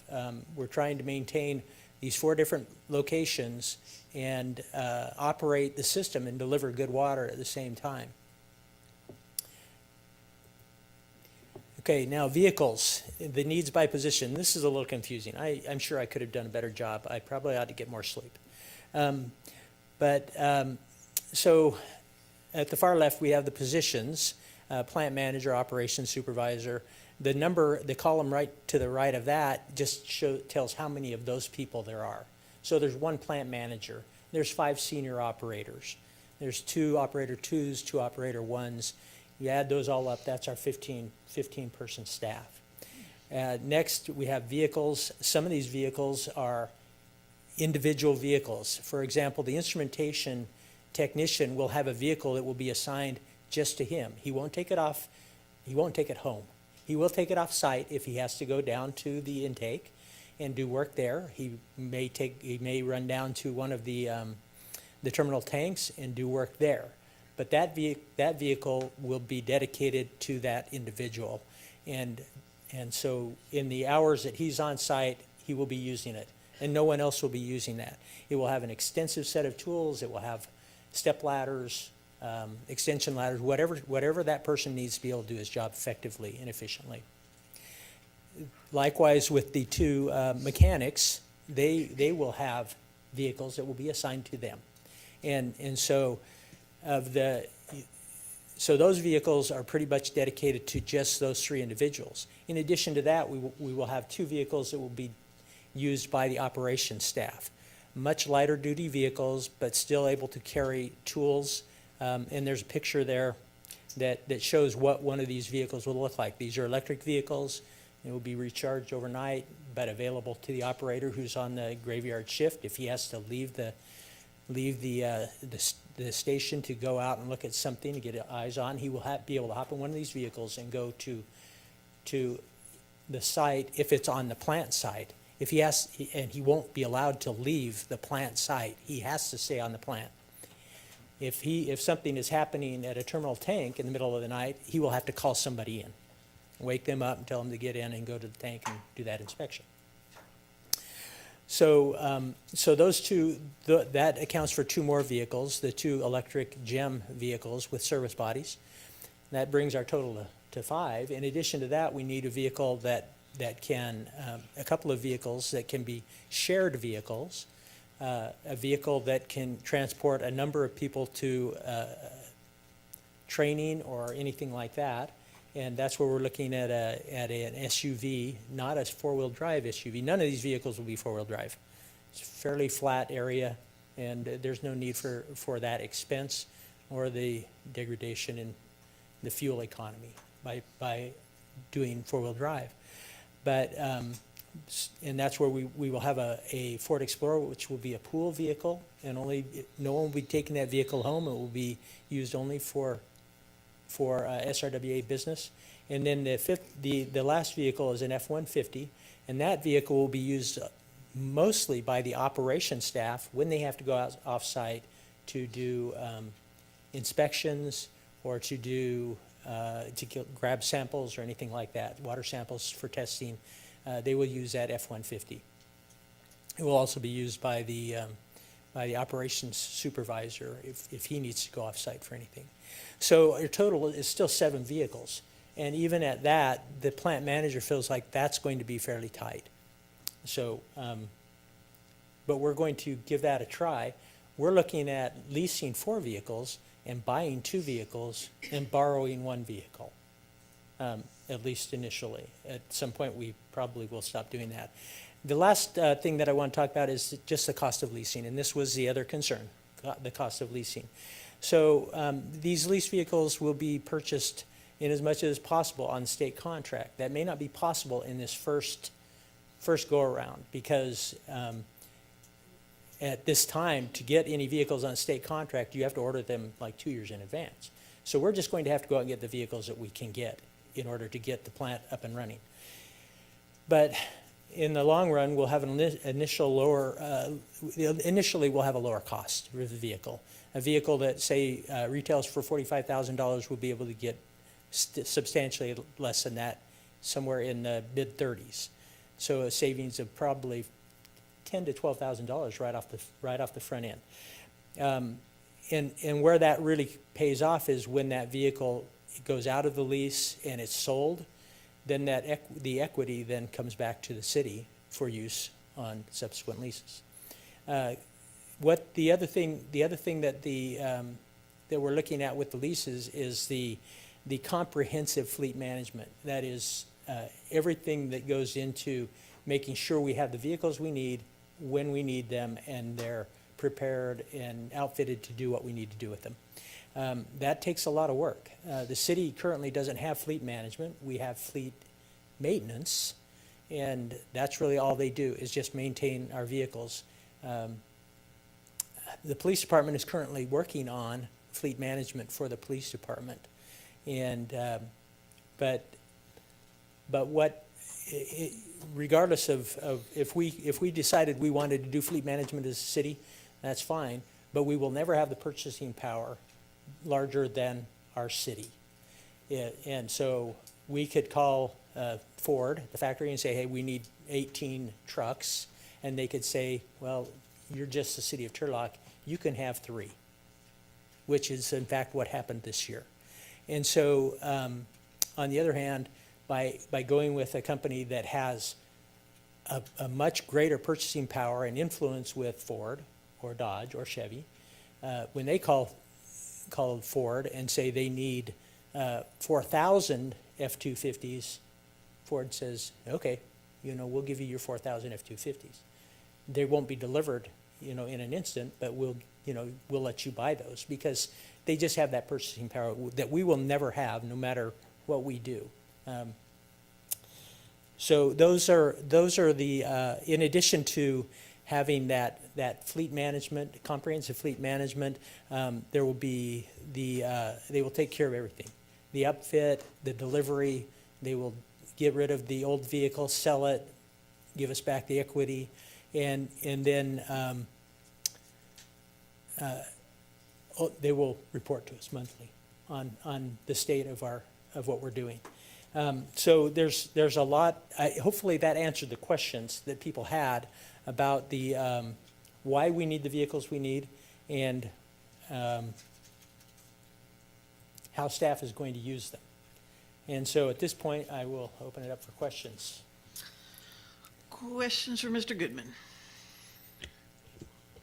Did I understand you say that there are no vehicles available to buy right now? Not through the state contract. Not through the state contract, but through Enterprise?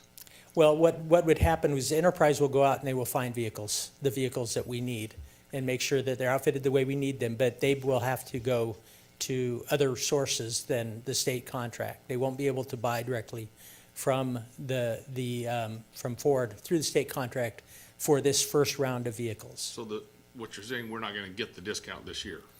Exactly. Questions? Yes.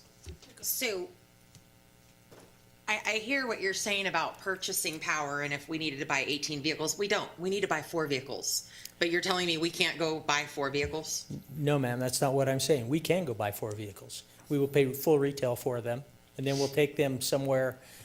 3 of those vehicles will be F-250s. We'll take them to an outfitter who will take the beds off of the trucks, and they will put service bodies on those trucks. And we will be probably in the $80,000 to $85,000 per vehicle to get those vehicles if we do that ourselves. And because there's just nothing out there, and so and it will take a substantial amount of time for us to get that done. We will have to go find them. On the other hand, Enterprise, this is what they do, and they have access to a lot more vehicles than we have access to, especially if we want to insist that we're going to buy local. Sure, and I understand that. That's what Enterprise does, but this is how they make money, and the city would be paying a premium for that, no? We will be paying, yes, we will be paying to have their fleet management services, that is correct. Far less than what we would pay to have a fleet manager in the city on an annual basis, but yes, we will be paying a premium to have them manage our fleet for us. But what they will do for us is make sure that those vehicles, for example, the vehicles for that second round of leasing will be ordered in a timely fashion so that they can be bought on the state contract and at no cost to us. I mean, we won't have to place a deposit or anything because we're not buying the vehicles. We don't have to worry about placing a deposit on anything. They get the vehicles, and when we start the lease, then we start paying. So our money can continue to work for us until those vehicles, 18 to 24 months after they're ordered, are finally delivered to us. We don't have to worry about tying up any money to get the vehicles ordered. So is there any reason we can't call our local Ford dealership and ask them if there's 4 trucks that we can purchase from them? No, absolutely not. We can do that. I'm just trying to expedite this and get the vehicles as quickly as we can. I appreciate that.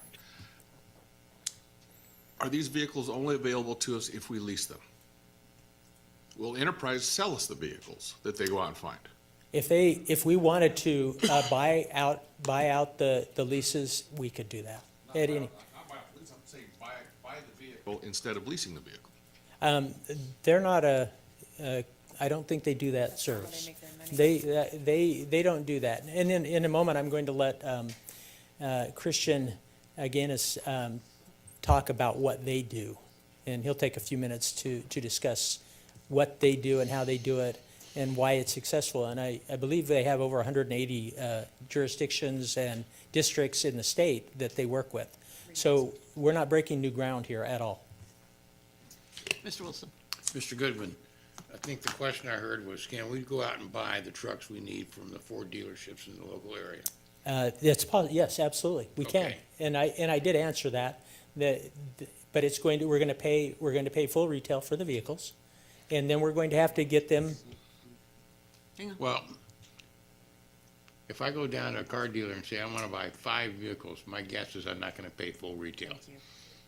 Well, I would presume that to be the case 2 years ago, pre-COVID, but things have really changed in the since COVID happened, and vehicles are very difficult to get.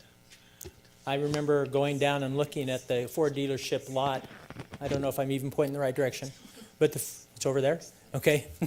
The Ford dealership lot, and I could count on two hands how many vehicles they had on the lot at that point. That was about a year ago when I first started to work for the city. And things are better now, but still very limited. So we can do it. It won't be easy.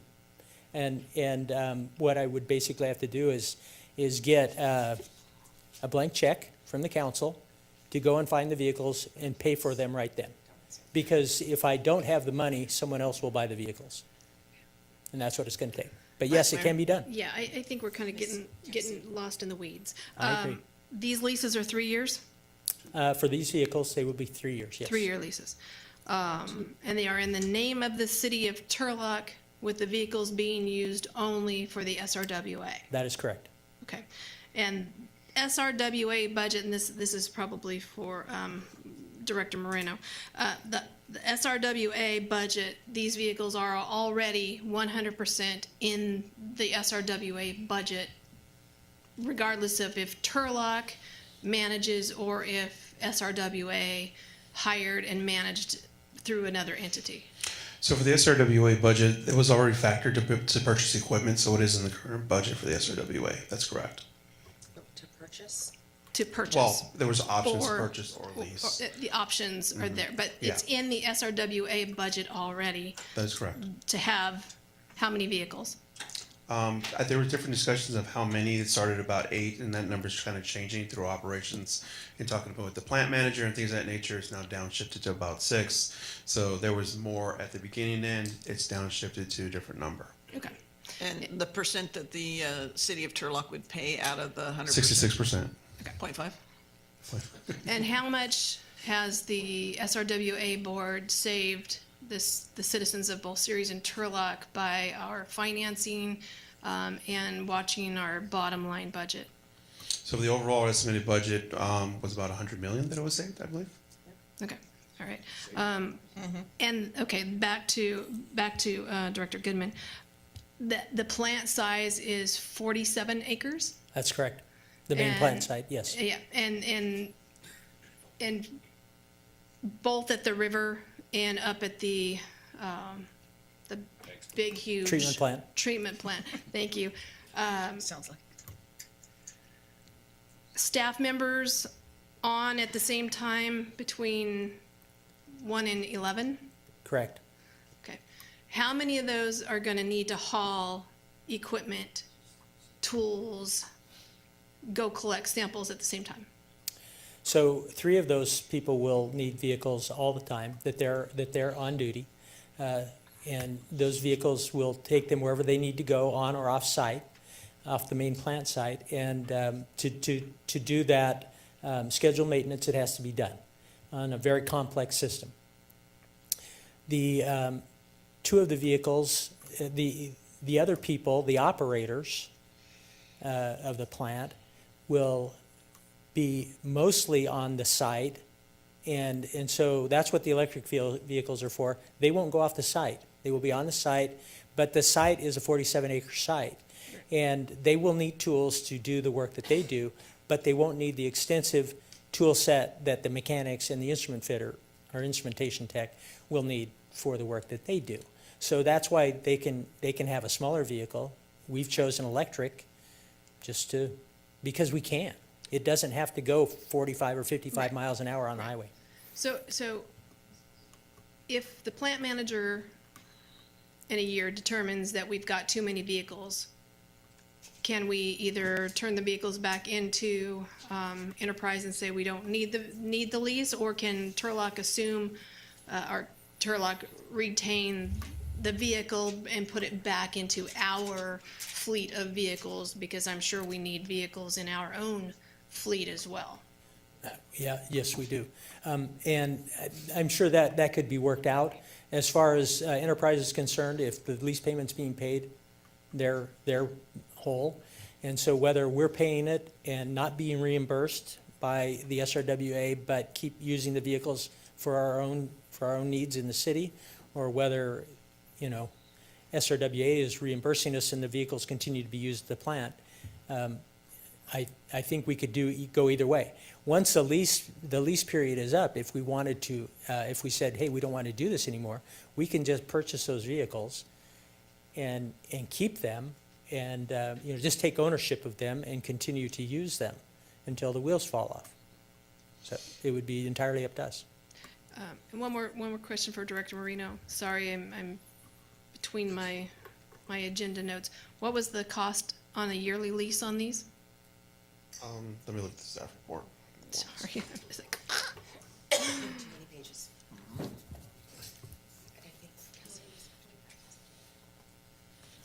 Give me one moment, I'll look it up. yeah, sorry.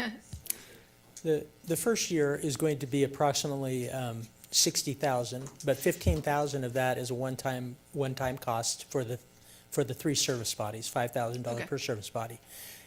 The second and third year of those 3-year leases would be about $40,000, $45,000 each year for the 4 vehicles. Yes. Total cost for the first year is $47,000, $153. Okay. And one-time market after cost of another 15, it looks like. Okay. And then the other 2 years? The other 2 years are not referenced. I think it's just the 40. About the same? It's about the same, the 47. That's what it is. Correct. So you have the one-time additional cost for the upfitting, the 15, and then the 47 for the second year. Okay. Thank you. I have a question just on the timing of this. So when do you need the vehicles? How fast can Enterprise get them? And do you have an estimate on the comparison to the alternate that was discussed about purchase outright? So I don't have any idea on what it would take to get the vehicles purchased, to go out and purchase them. I can go out and try and see what's available, and what the cost would be, et cetera. But again, I may have to go further than right here in town. Okay, but what about, like, when do we need the vehicles and how fast So can Enterprise that get question, them? yes. So the plant will go online it's kind of been a moving target as well. The intent was that it would go online and start delivering water in October, in September. September 7th was the original date when I first started here. That has slid for a number of reasons. The largest reason has just been the inability to get some of the electronic components that we need. The same thing that plagues the auto industry, plagues anything that is electronic. And so the control gear, control panels, things like that have been a problem acquiring those. They've been on order for 2 years now, and we still don't have them delivered at this point in some instances. So we're looking probably at more like October or even November for water to start being delivered.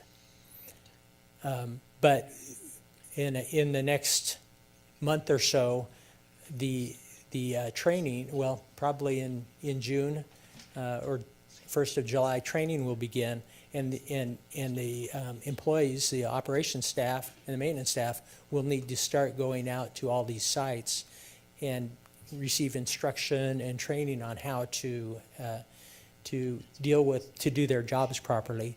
And so they will need to be able to get around. The vehicles, it's not going to happen overnight, but we need to be moving on this as soon as possible to get the vehicles here when we need them. The electric vehicles are several months out to get those, because they don't even start building them until they're ordered. But there's no inability to deliver the vehicles. We need 2 vehicles. As soon as I order them, they'll be in manufacturing, and they'll get them delivered to us as quickly as they can. With the lease and the equity thing that you talked about, maybe this is better, aimed a question at you. By my math, 3 years, we're spending roughly $141,000 in lease payments. What do we end up owning at the end of that 3 years after spending $141,000? What is our equity? And maybe that's a guess, obviously, based on but I mean, my understanding of a lease is you have an idea what your buyout is at the end, or what the vehicle, it's agreement you have up front, correct? Correct. Why don't you come on up, Christian? Yeah, residual values. Residual. Do you have your plant manager here too? So you do have a residual value. Hello, good evening. You do have a residual value. So actually on listed on the item that's in the agenda packet, there's it shows the estimated equity. So estimated resale value at the end of the term. So 26,000 for the one vehicle and 34,000 for the second vehicle. And then there's the equity at term, so that's about the $8,800 number there. So that's essentially what would go back to SRWA. To essentially, if we were continuing to roll in this process, then our monthly expense is going to continue to go down. So that's essentially if we're replacing these vehicles, we have a lower maintenance expense, lower fuel expense, and our monthly cost is going to go down. So that's where we're ultimately continuing to replace the vehicles with a lower operating cost overall. So if we wanted to not roll, let's say we decided, Christian, we don't want to move forward with the program after, let's say, the vehicle comes to lease term, we would go out and sell the vehicle on behalf of SRWA, write you a check for $8,000, and then you guys can go move forward as you wish. So it's totally up to you. So, I mean, again, we're spending $141,000 to end up with $8,000 worth of equity. Per vehicle. Times 3 is 24,000.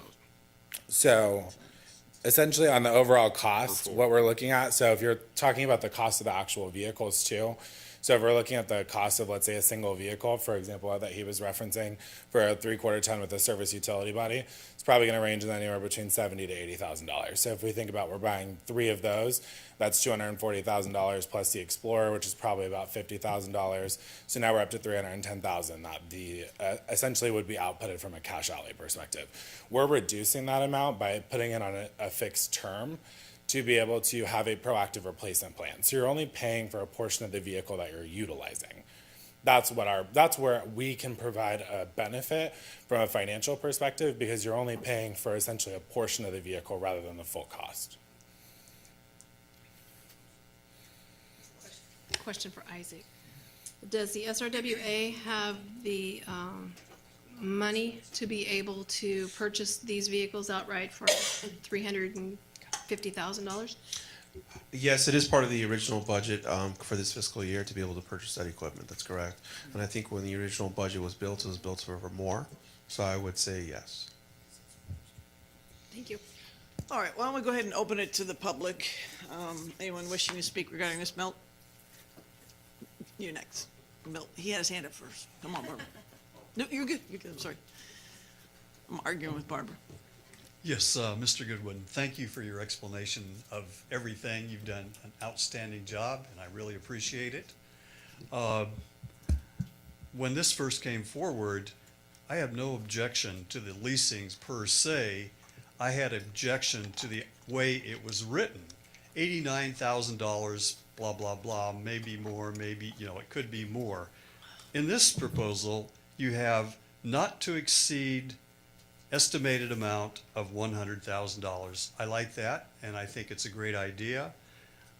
It sounds to me like it's going to save us money. It truly does. And again, I thank you for your great explanation of the operation of the plant. Barbara?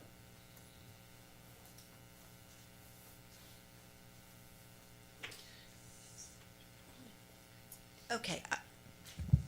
I don't know a lot about this, but I just have a quick question. Is Enterprise the only entity that offers what we need?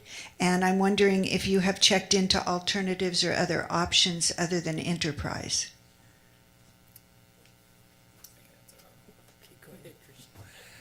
So with regard to other entities that do what we do, so we actually are the preferred provider by Sourcewell, which is a competitive bidding contract. So they vet out other fleet management companies that do exactly what we do based on a set of criteria, not only just acquiring vehicles, but the overall services that we provide and how well we perform those services. And so being awarded that contract, that basically is from the Sourcewell bidding perspective, awarding us that contract and how well we do that above all the other competitors that we work aside. So it's a competitive bidding process that the majority of our cities and counties utilize not only for vehicles, but they utilize it for a lot of other things, copiers, printers, supplies that they need, contractors that they work with. So it's a very, very competitive process that basically vets out everybody that's awarded those contracts. Anyone else wishing to speak?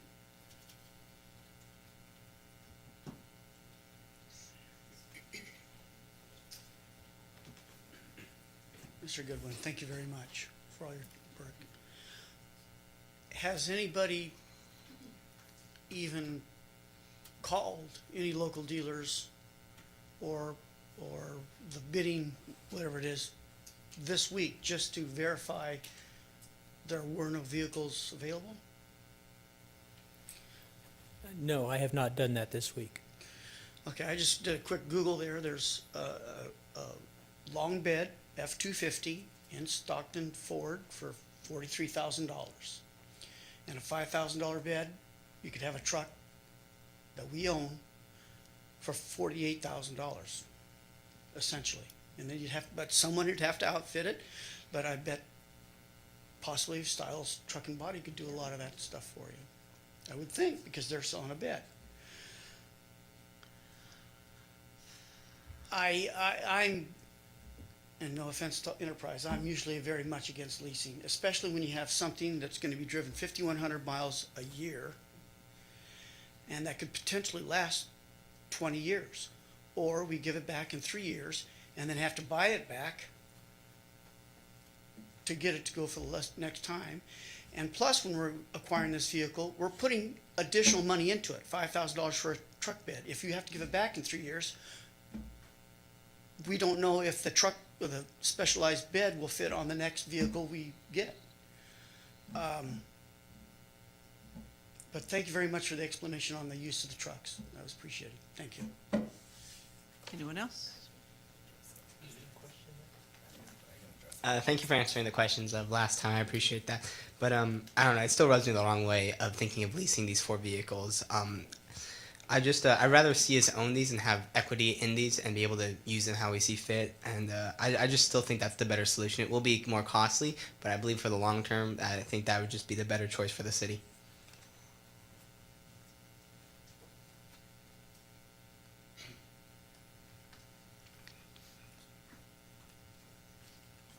Hi, I'm Mary Jackson. I appreciate your presentation and your honesty. I'm going to agree with several of the previous speakers is that I am not a big fan of leases. I love that we're using electric. I think that's wonderful. But from my recollection and my experience on the council, we used to have a fleet manager. Do we no longer have a fleet manager? And when did that go away? It wasn't in 2008, 2009, I know that. But I just can't see how a local car dealership or even Facebook Marketplace. I just bought a Prius for $5,000 to $7,000 cheaper than the price on Carvana or what the other one is. Whatever the other thing you buy online, you just have to shop around. And I bought a Prius. It's electric. Do we have? I mean, I know we have to have some big trucks, but I'm going to go back to when they were talking about buying the vehicles for the watch commander. Do you really need it? And can you just drive an Explorer, or do you need a big Expedition? And those are the kind of things that I'm like, And when I used to be a journalist a long time ago, there was one watch commander on at every time. And I know it's a sidebar, but my point is, why can't we just share? So I agree with getting it from wherever locally and putting the $5,000, and like some of the council members have said, no, I'm just not a big fan of leasing. No disrespect, we do rent cars from you, but I think that the driver that drives around should drive a Prius. That's just my thing, because it's a great little car, and I pay $40 to fill it up like for 500 miles.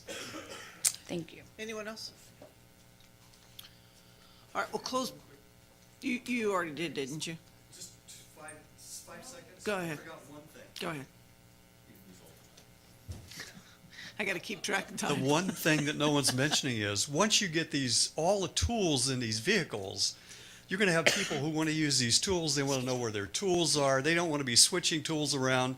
You think that one person can use one truck. That's because they need one truck, because they know where their tools are. You have hundreds and sometimes more than that tools in a truck.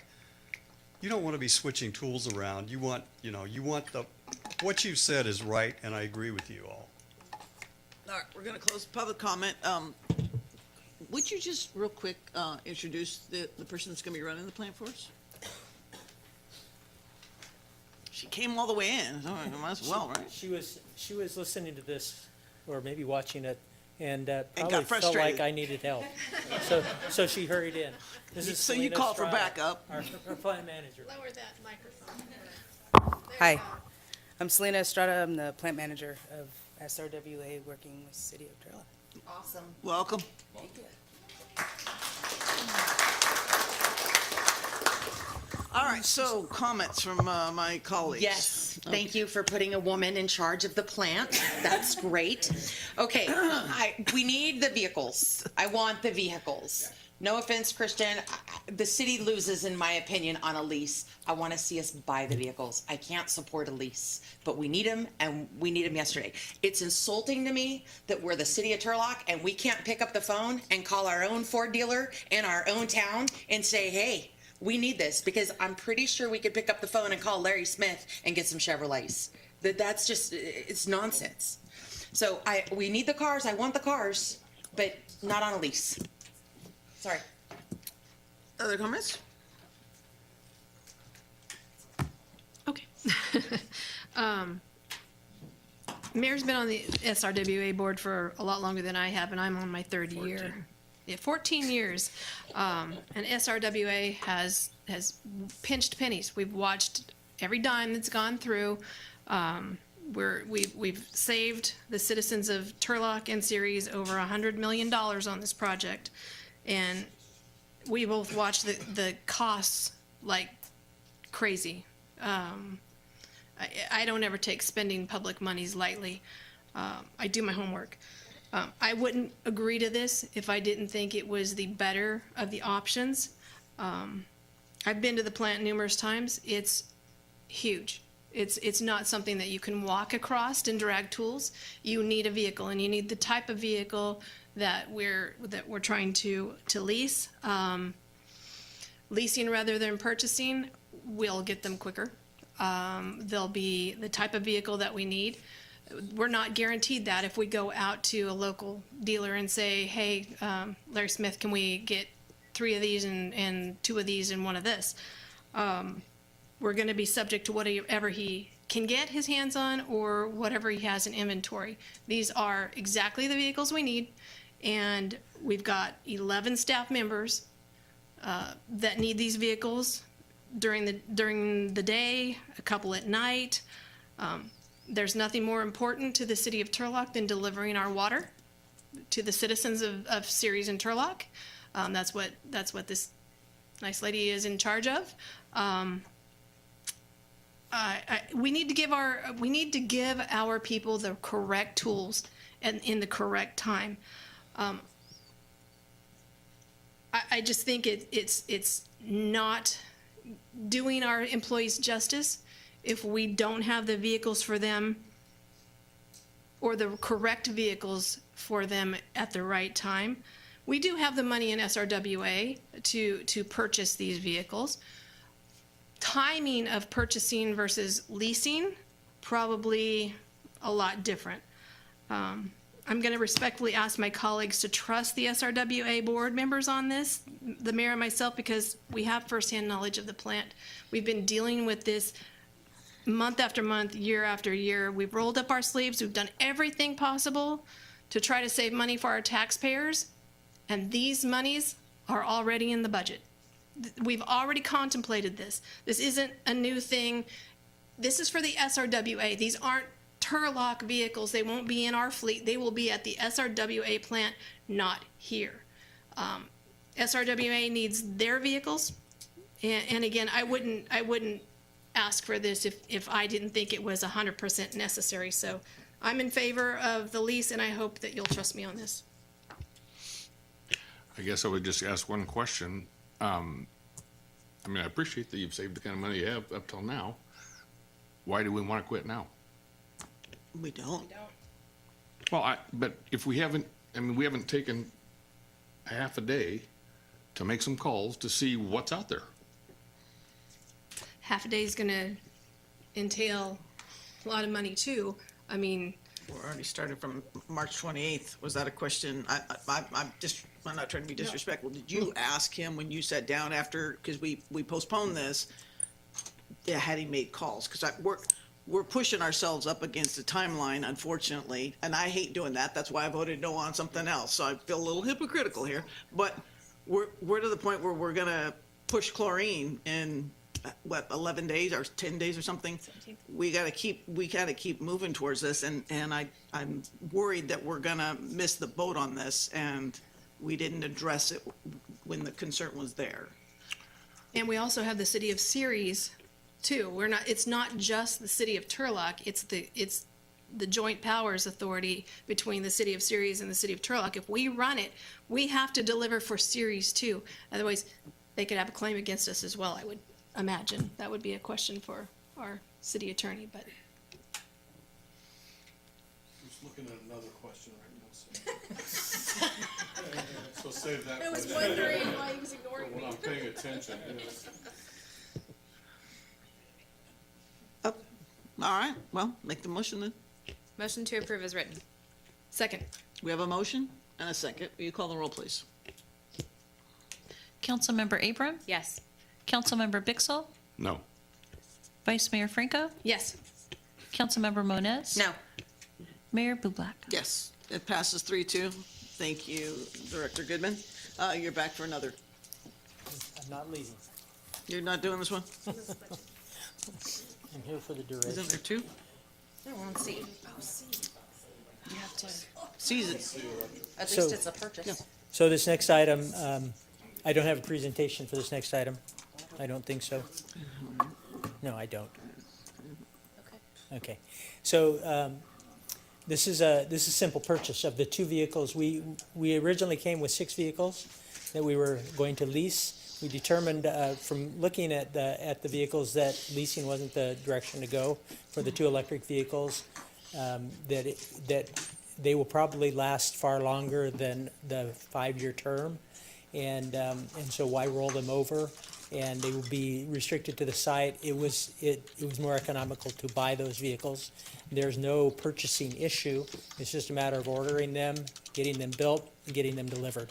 So this is a simple purchase of two electric GEM vehicles. Polaris is the parent company of GEM. Is that Prius? Did you say Prius? I did not. But these vehicles will be work vehicles. They will have lighting, the proper lighting. They'll have ladder racks.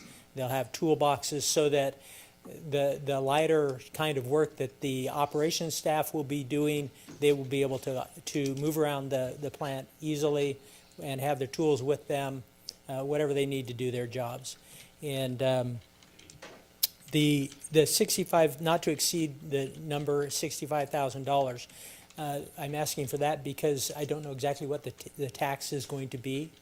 And so right now we have a quote for $55,000 for the 2 vehicles and $55,505.58 for 2 vehicles delivered. But that does not include sales tax. And so that's going to add, I don't know what the rate is in California, 8.5%, something like that. So that's why I asked for a not to exceed of $65,000 to give us just a little bit of wiggle room there. Any questions about this item? Questions for Director Goodman? Open it to the public. I'm just glad to see that we're purchasing these vehicles and not going on lease. I wish we could do that for other items, but I'm glad to see that that's the move we're making on this decision. Thank you. Anyone else?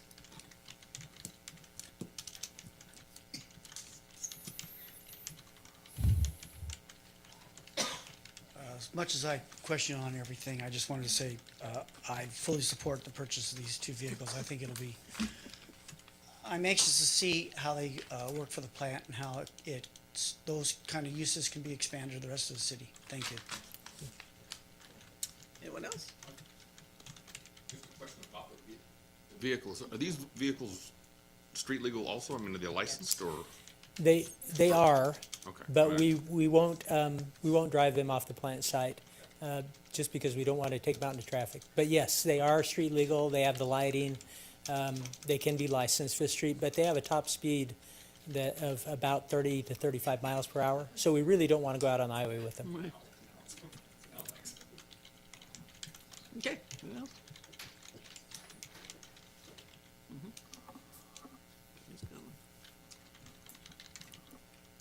I think one of the best things about this leasing through Enterprise is the fleet management aspect, because just maintaining all those cars and service and everything like that is really important, and it can be a big job for one person. And so if it's done by not an employee but by Enterprise, I think that's very helpful.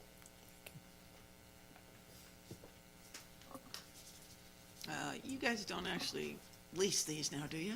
We do, but well, we had kind of talked about this, and that the benefit would be to purchase these out. That was going to be our recommendation, just based on the overall cost and longevity of it. I did want to just let council know as well that I've actually done research with Dale on this vehicle, and I don't know if I shared the quote with you, so I apologize if I didn't send it over yet. I will do that tonight. There's actually preferred pricing through Sourcewell that we're able to help facilitate with the city, which instead of $55,000, each vehicle would be about $50,000 plus tax, so it'll be about $10,000 in savings. Yeah, $5,000 on each vehicle. That is for two. So instead of 55 for two, it would be about 50. So it's through the preferred pricing that they can allot to us. So we can definitely help facilitate with our contact for you guys to make sure that you guys get the best price You're making possible. Mr. Moreno smile over there. That's okay. So we can definitely do that. So I will make sure to shoot that over to you and can connect you with our contact to get that done. Thank you. Anyone else? Okay, let's close the public comment, bring it back. Move to approve. I will second. We have a motion and a second. Will you call a roll, please? Councilmember Abram? Yes. Councilmember Bixel? Yes. Vice Mayor Franco? Yes. Councilmember Moniz? Yes. Mayor Bublak? Yes, we got 5-0. Oh my gosh. Thank you. Thank you, Mr. Goodman.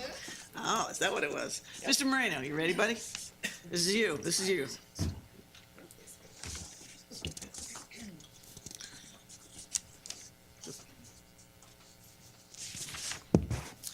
This is you. So I promised not to hit my word count this meeting. I'm talking about the budget. That was a lot last time.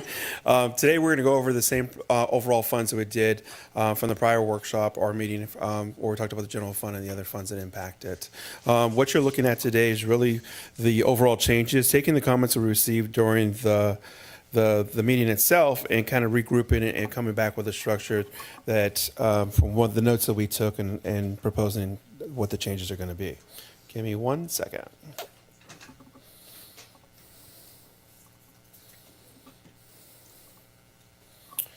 So again, we're looking at the fiscal year 23-24 budget. We do still present a balanced budget with the current changes that are proposed. So proposed changes. The first one is the communications assistant. What this grew out of from the conversation is really about the $100,000 that we're setting aside through multiple funds to be able to have somebody assist with social media and these aspects. Given the conversations that we had, it was better to take that dollar amount and actually try to invest in an individual directly, a full-time position. So you're seeing those changes. So the overall impact of this is not very large due to the fact that we've already budgeted about that dollar amount and close to it overall. So you can see that the funds are being spread between different departments such as transit, water and sewer funds, as well as the general fund. Well, let's do this. Is there any questions about this change? There's only a couple, so we'll open up at each slide. Question for? Nope. Okay. No?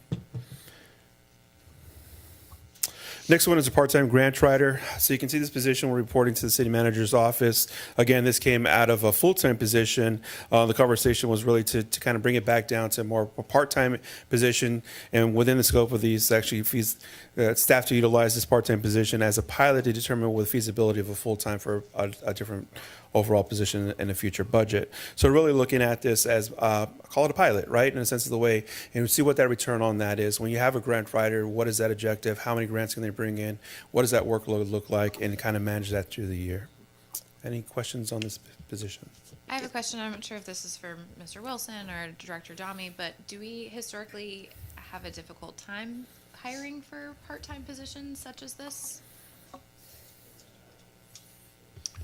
I don't know that we've went out and tried to hire a position like this in the past, so I don't know how to answer the question. Sure, I guess like a professional level, position where people need to be managing a lot of different workload, working, collaborating closely with different department directors. I guess my concern is that a part-time position, it could be hard to find someone in that. So if we don't have any information on how that hiring might go, I just would request that we bring this back. If it's becoming difficult to hire, that we bring it back closely. We would do that, of course. Jesse, did you? Yes, I agree with City Manager. If this is an unsuccessful recruitment, then we would come back to council and discuss an opportunity to either increase the salary or request it be full-time. And I think, Mr. Wilson, were you going to look at like CSU and UC Merced people? Yeah, one of the places I thought we would recruit is graduate students from either Stanislaus State University or people from UC Merced who are in business or public administration. Okay. Okay. Next proposed is unfreeze one police officer position one. Talking to the conversations with the chief and how the process worked and kind of filling this out.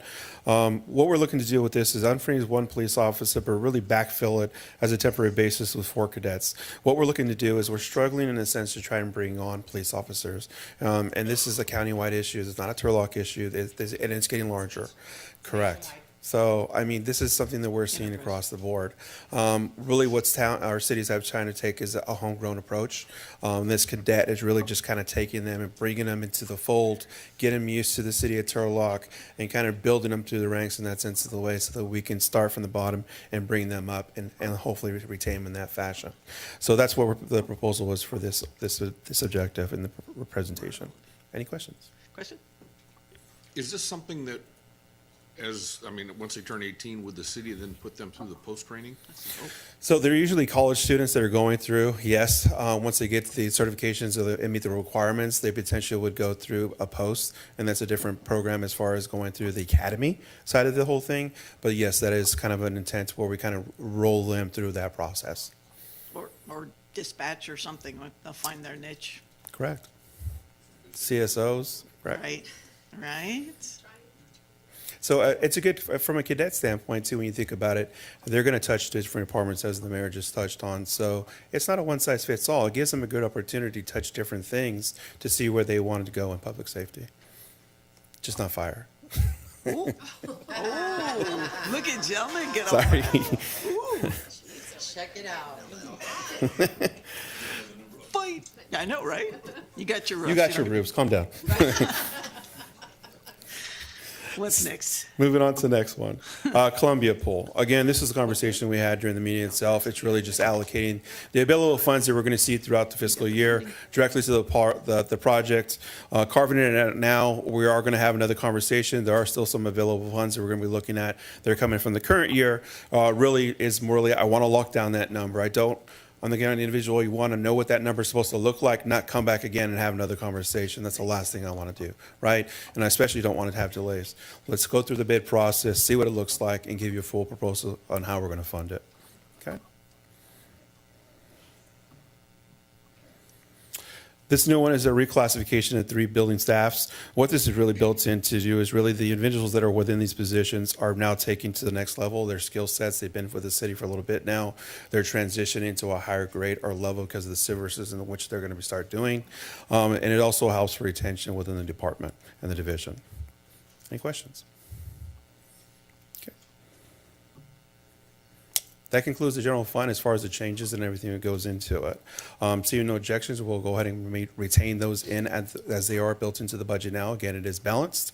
Really would like to finalize this presentation as far as coming back to the building and engineering funds and what that conversation looks like. So I gave you a preview within the slides last meeting and kind of what the overall objective is. Really, it's to really take some of the funds that we have. There are 2 external components that really should be a general fund component. What the understanding is they do not fully cost recover. This is pretty standard throughout most cities, unless you want to build additional fees to get that front-end cost factor, which really, because of a development and business-friendly conversation, which most cities really want to be business-friendly. So to be able to do this, you're taking funds from the general, or from the building department, engineering department, and commingling those dollar amounts. So really what will end up happening is you'll take, you can see from the slide, the tourism fund we're already going to allocate $300,000. So you can see there's a deficit between the two, about $535,000. We'll take that 300 and request an additional $235,000 to be able to make up the difference between the two and actually still retain a balanced budget overall. Basically what you're doing too is you're actually expediting the process of council's action in the past, but they did set a policy, and this is the way that we're going to set this $300,000 aside every year to make sure we chew up that balance. So my proposal is really just to expedite that. Any questions? Make auditors happy. Okay. That concludes my presentation. All right, let's open it to the public.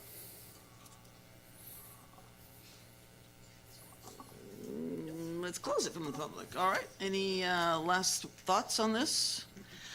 In order to Clean it up. apply appropriately what I've been forced with, a motion to engage in the discussion and provide direction. So, So moved. okay. Second. All right, we have a motion and a second. Will you call the roll that we engaged, please? Councilmember Abram? Yes. Councilmember Bixel? Sure, yes. Vice Mayor Franco? Yes. Councilmember Moniz? Yes. Mayor Bublak? Yes. Thank you. We all engaged. Thank you so much. Next time, if we just make that an update, I'd really appreciate it.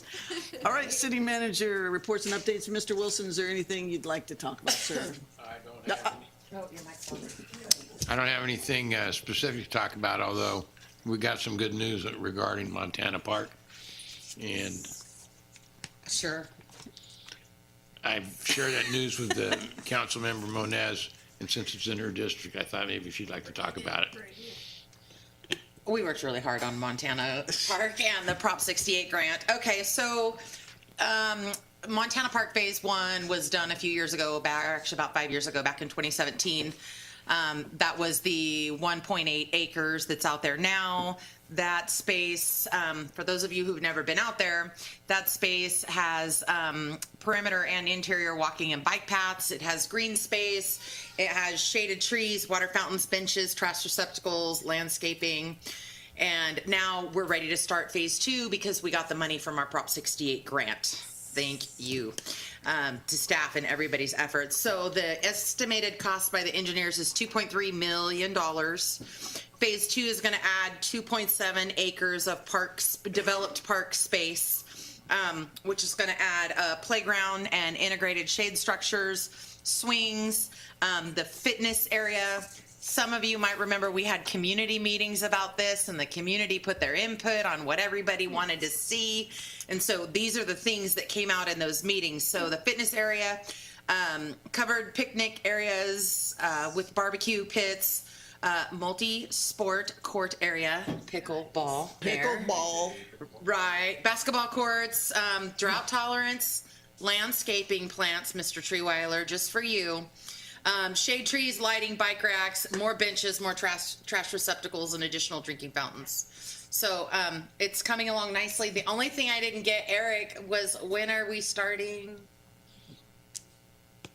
Yeah, that's the $64 million question, huh? Just say soon, Eric. Just say soon, Eric. Okay, thank you. All right. It's really good news. It's welcome good news, and we're very appreciative to have it. Okay, since you went ahead to number 11, we're going to go backwards for a moment. Council items for future consideration? Yes. Not sure where we're at on our website, but I do think we need to have an overall strategy brainstorm session on what we want our media goals to look like. What the council collectively wants our website, our social media plans. We need to focus on doing that, because if we get our new person, we want to have those goals set before that person gets on board. So that was that's it. Anything? Since I voted no on the housing thing because I really think we need to look at whatever, if you could bring back something in the housing capacity where we hire somebody and take care of some of the little things that are important to the people who just can't afford it, and see if my colleagues end up voting for it. But I think it might be something that will behoove us, and no more Francines are gonna pass away just because they have pride. Is there something going on over there? Yes. Hi. Hi, how are you? Did you want to advocate for something? I just wanted to share a nice customer service story that we had over We want to hear over it. the Let's do weekend. it. So if you would, That's scandalous going on over there. I know, right? all right, well, good You evening. fix the roof? No, better. Yeah. Better. We're gonna hire some cops to do that for us. We'll make it work. No, you didn't.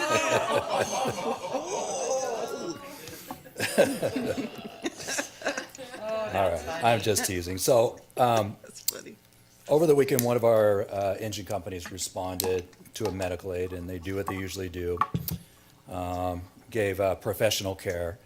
The patient thankfully was okay, but needed to be transported to the hospital, and was having a hard day. And our fire crew did what they so often do, is they recognized that there was a way to give this person and their family what was a pretty tough day and make it just a little bit better. And so they recognized that our customer, this man was in distress, hadn't finished doing his yard work, mowing the lawn, taking care of the stuff that needed to be done in the front yard. And so the crew took it upon themselves to finish mowing the lawn, detail out the yard, and really go above and beyond to give exceptional customer service for one of our citizens here in Turlock. And Yeah. I couldn't be more proud. And so I did want to give some kudos and a big shout out to the crew, which is Captain Kevin Forsyth, Engineer Nick Howe, and Firefighter Lucas Delgado, who went above and beyond for this customer on this day. And it's also just a great reflection of the attitude and value of the entire organization.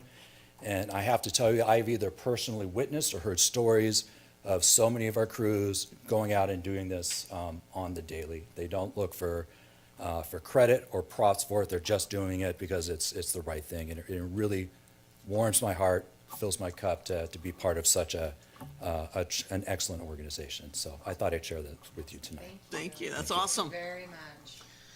Our thanks to those that did that for them. All right, council questions, comments, and announcements. You already got yours. You don't get more. Go ahead. I just wanted to say thank you to the organizers of Love Turlock. It was a great event last weekend, or when the time is lapsing fast. But it was a great turnout. I believe I got a message that almost 500 people volunteered. So, it was great to see colleagues out there. I would ditto that, but I also want to say, Sergeant Parma, you look really good in that chair. Wow. Uh-oh, Jason better hurry to get back. Don't get too used to it. Thank you to the firefighters. That was Engine 34. That's my district, so well done. Goes to show that the firefighters really do live their random acts of kindness. That's one of their associations. You'll be seeing that at a future date really fast. Divert groundbreaking and Valley Milk groundbreaking. Very, very well done. Thank you, Anthony, for all your hard work out there. Love Turlock, awesome. Shaw tomorrow night, we're going to be presenting Shaw, the Stanislaus Housing Alliance, Homeless Alliance, sorry. City Manager Wilson will be presenting tomorrow night what the City of Turlock is doing. Water chlorination starts on the 17th. And May, again, is Bike Month. Log your rides, win some prizes. The mayor and I are both on board, and I hear that soon to be on board is City Manager Wilson. So don't let us beat you. George. Unlikely. Step up, buddy. Yes, ma'am, go ahead. Yes, ma'am. Thank you. Yes, thank you to everybody that came out to help and love Turlock. And I'm sorry I did not join you all at Donnie and Lee Park for photo ops. I went straight to my work site and put in a 10,000 square foot garden on the west side for fruits and veggies. Do you have strawberries for us? We have lots of strawberries, lots of everything. Chief Jelnick, you look great in that chair.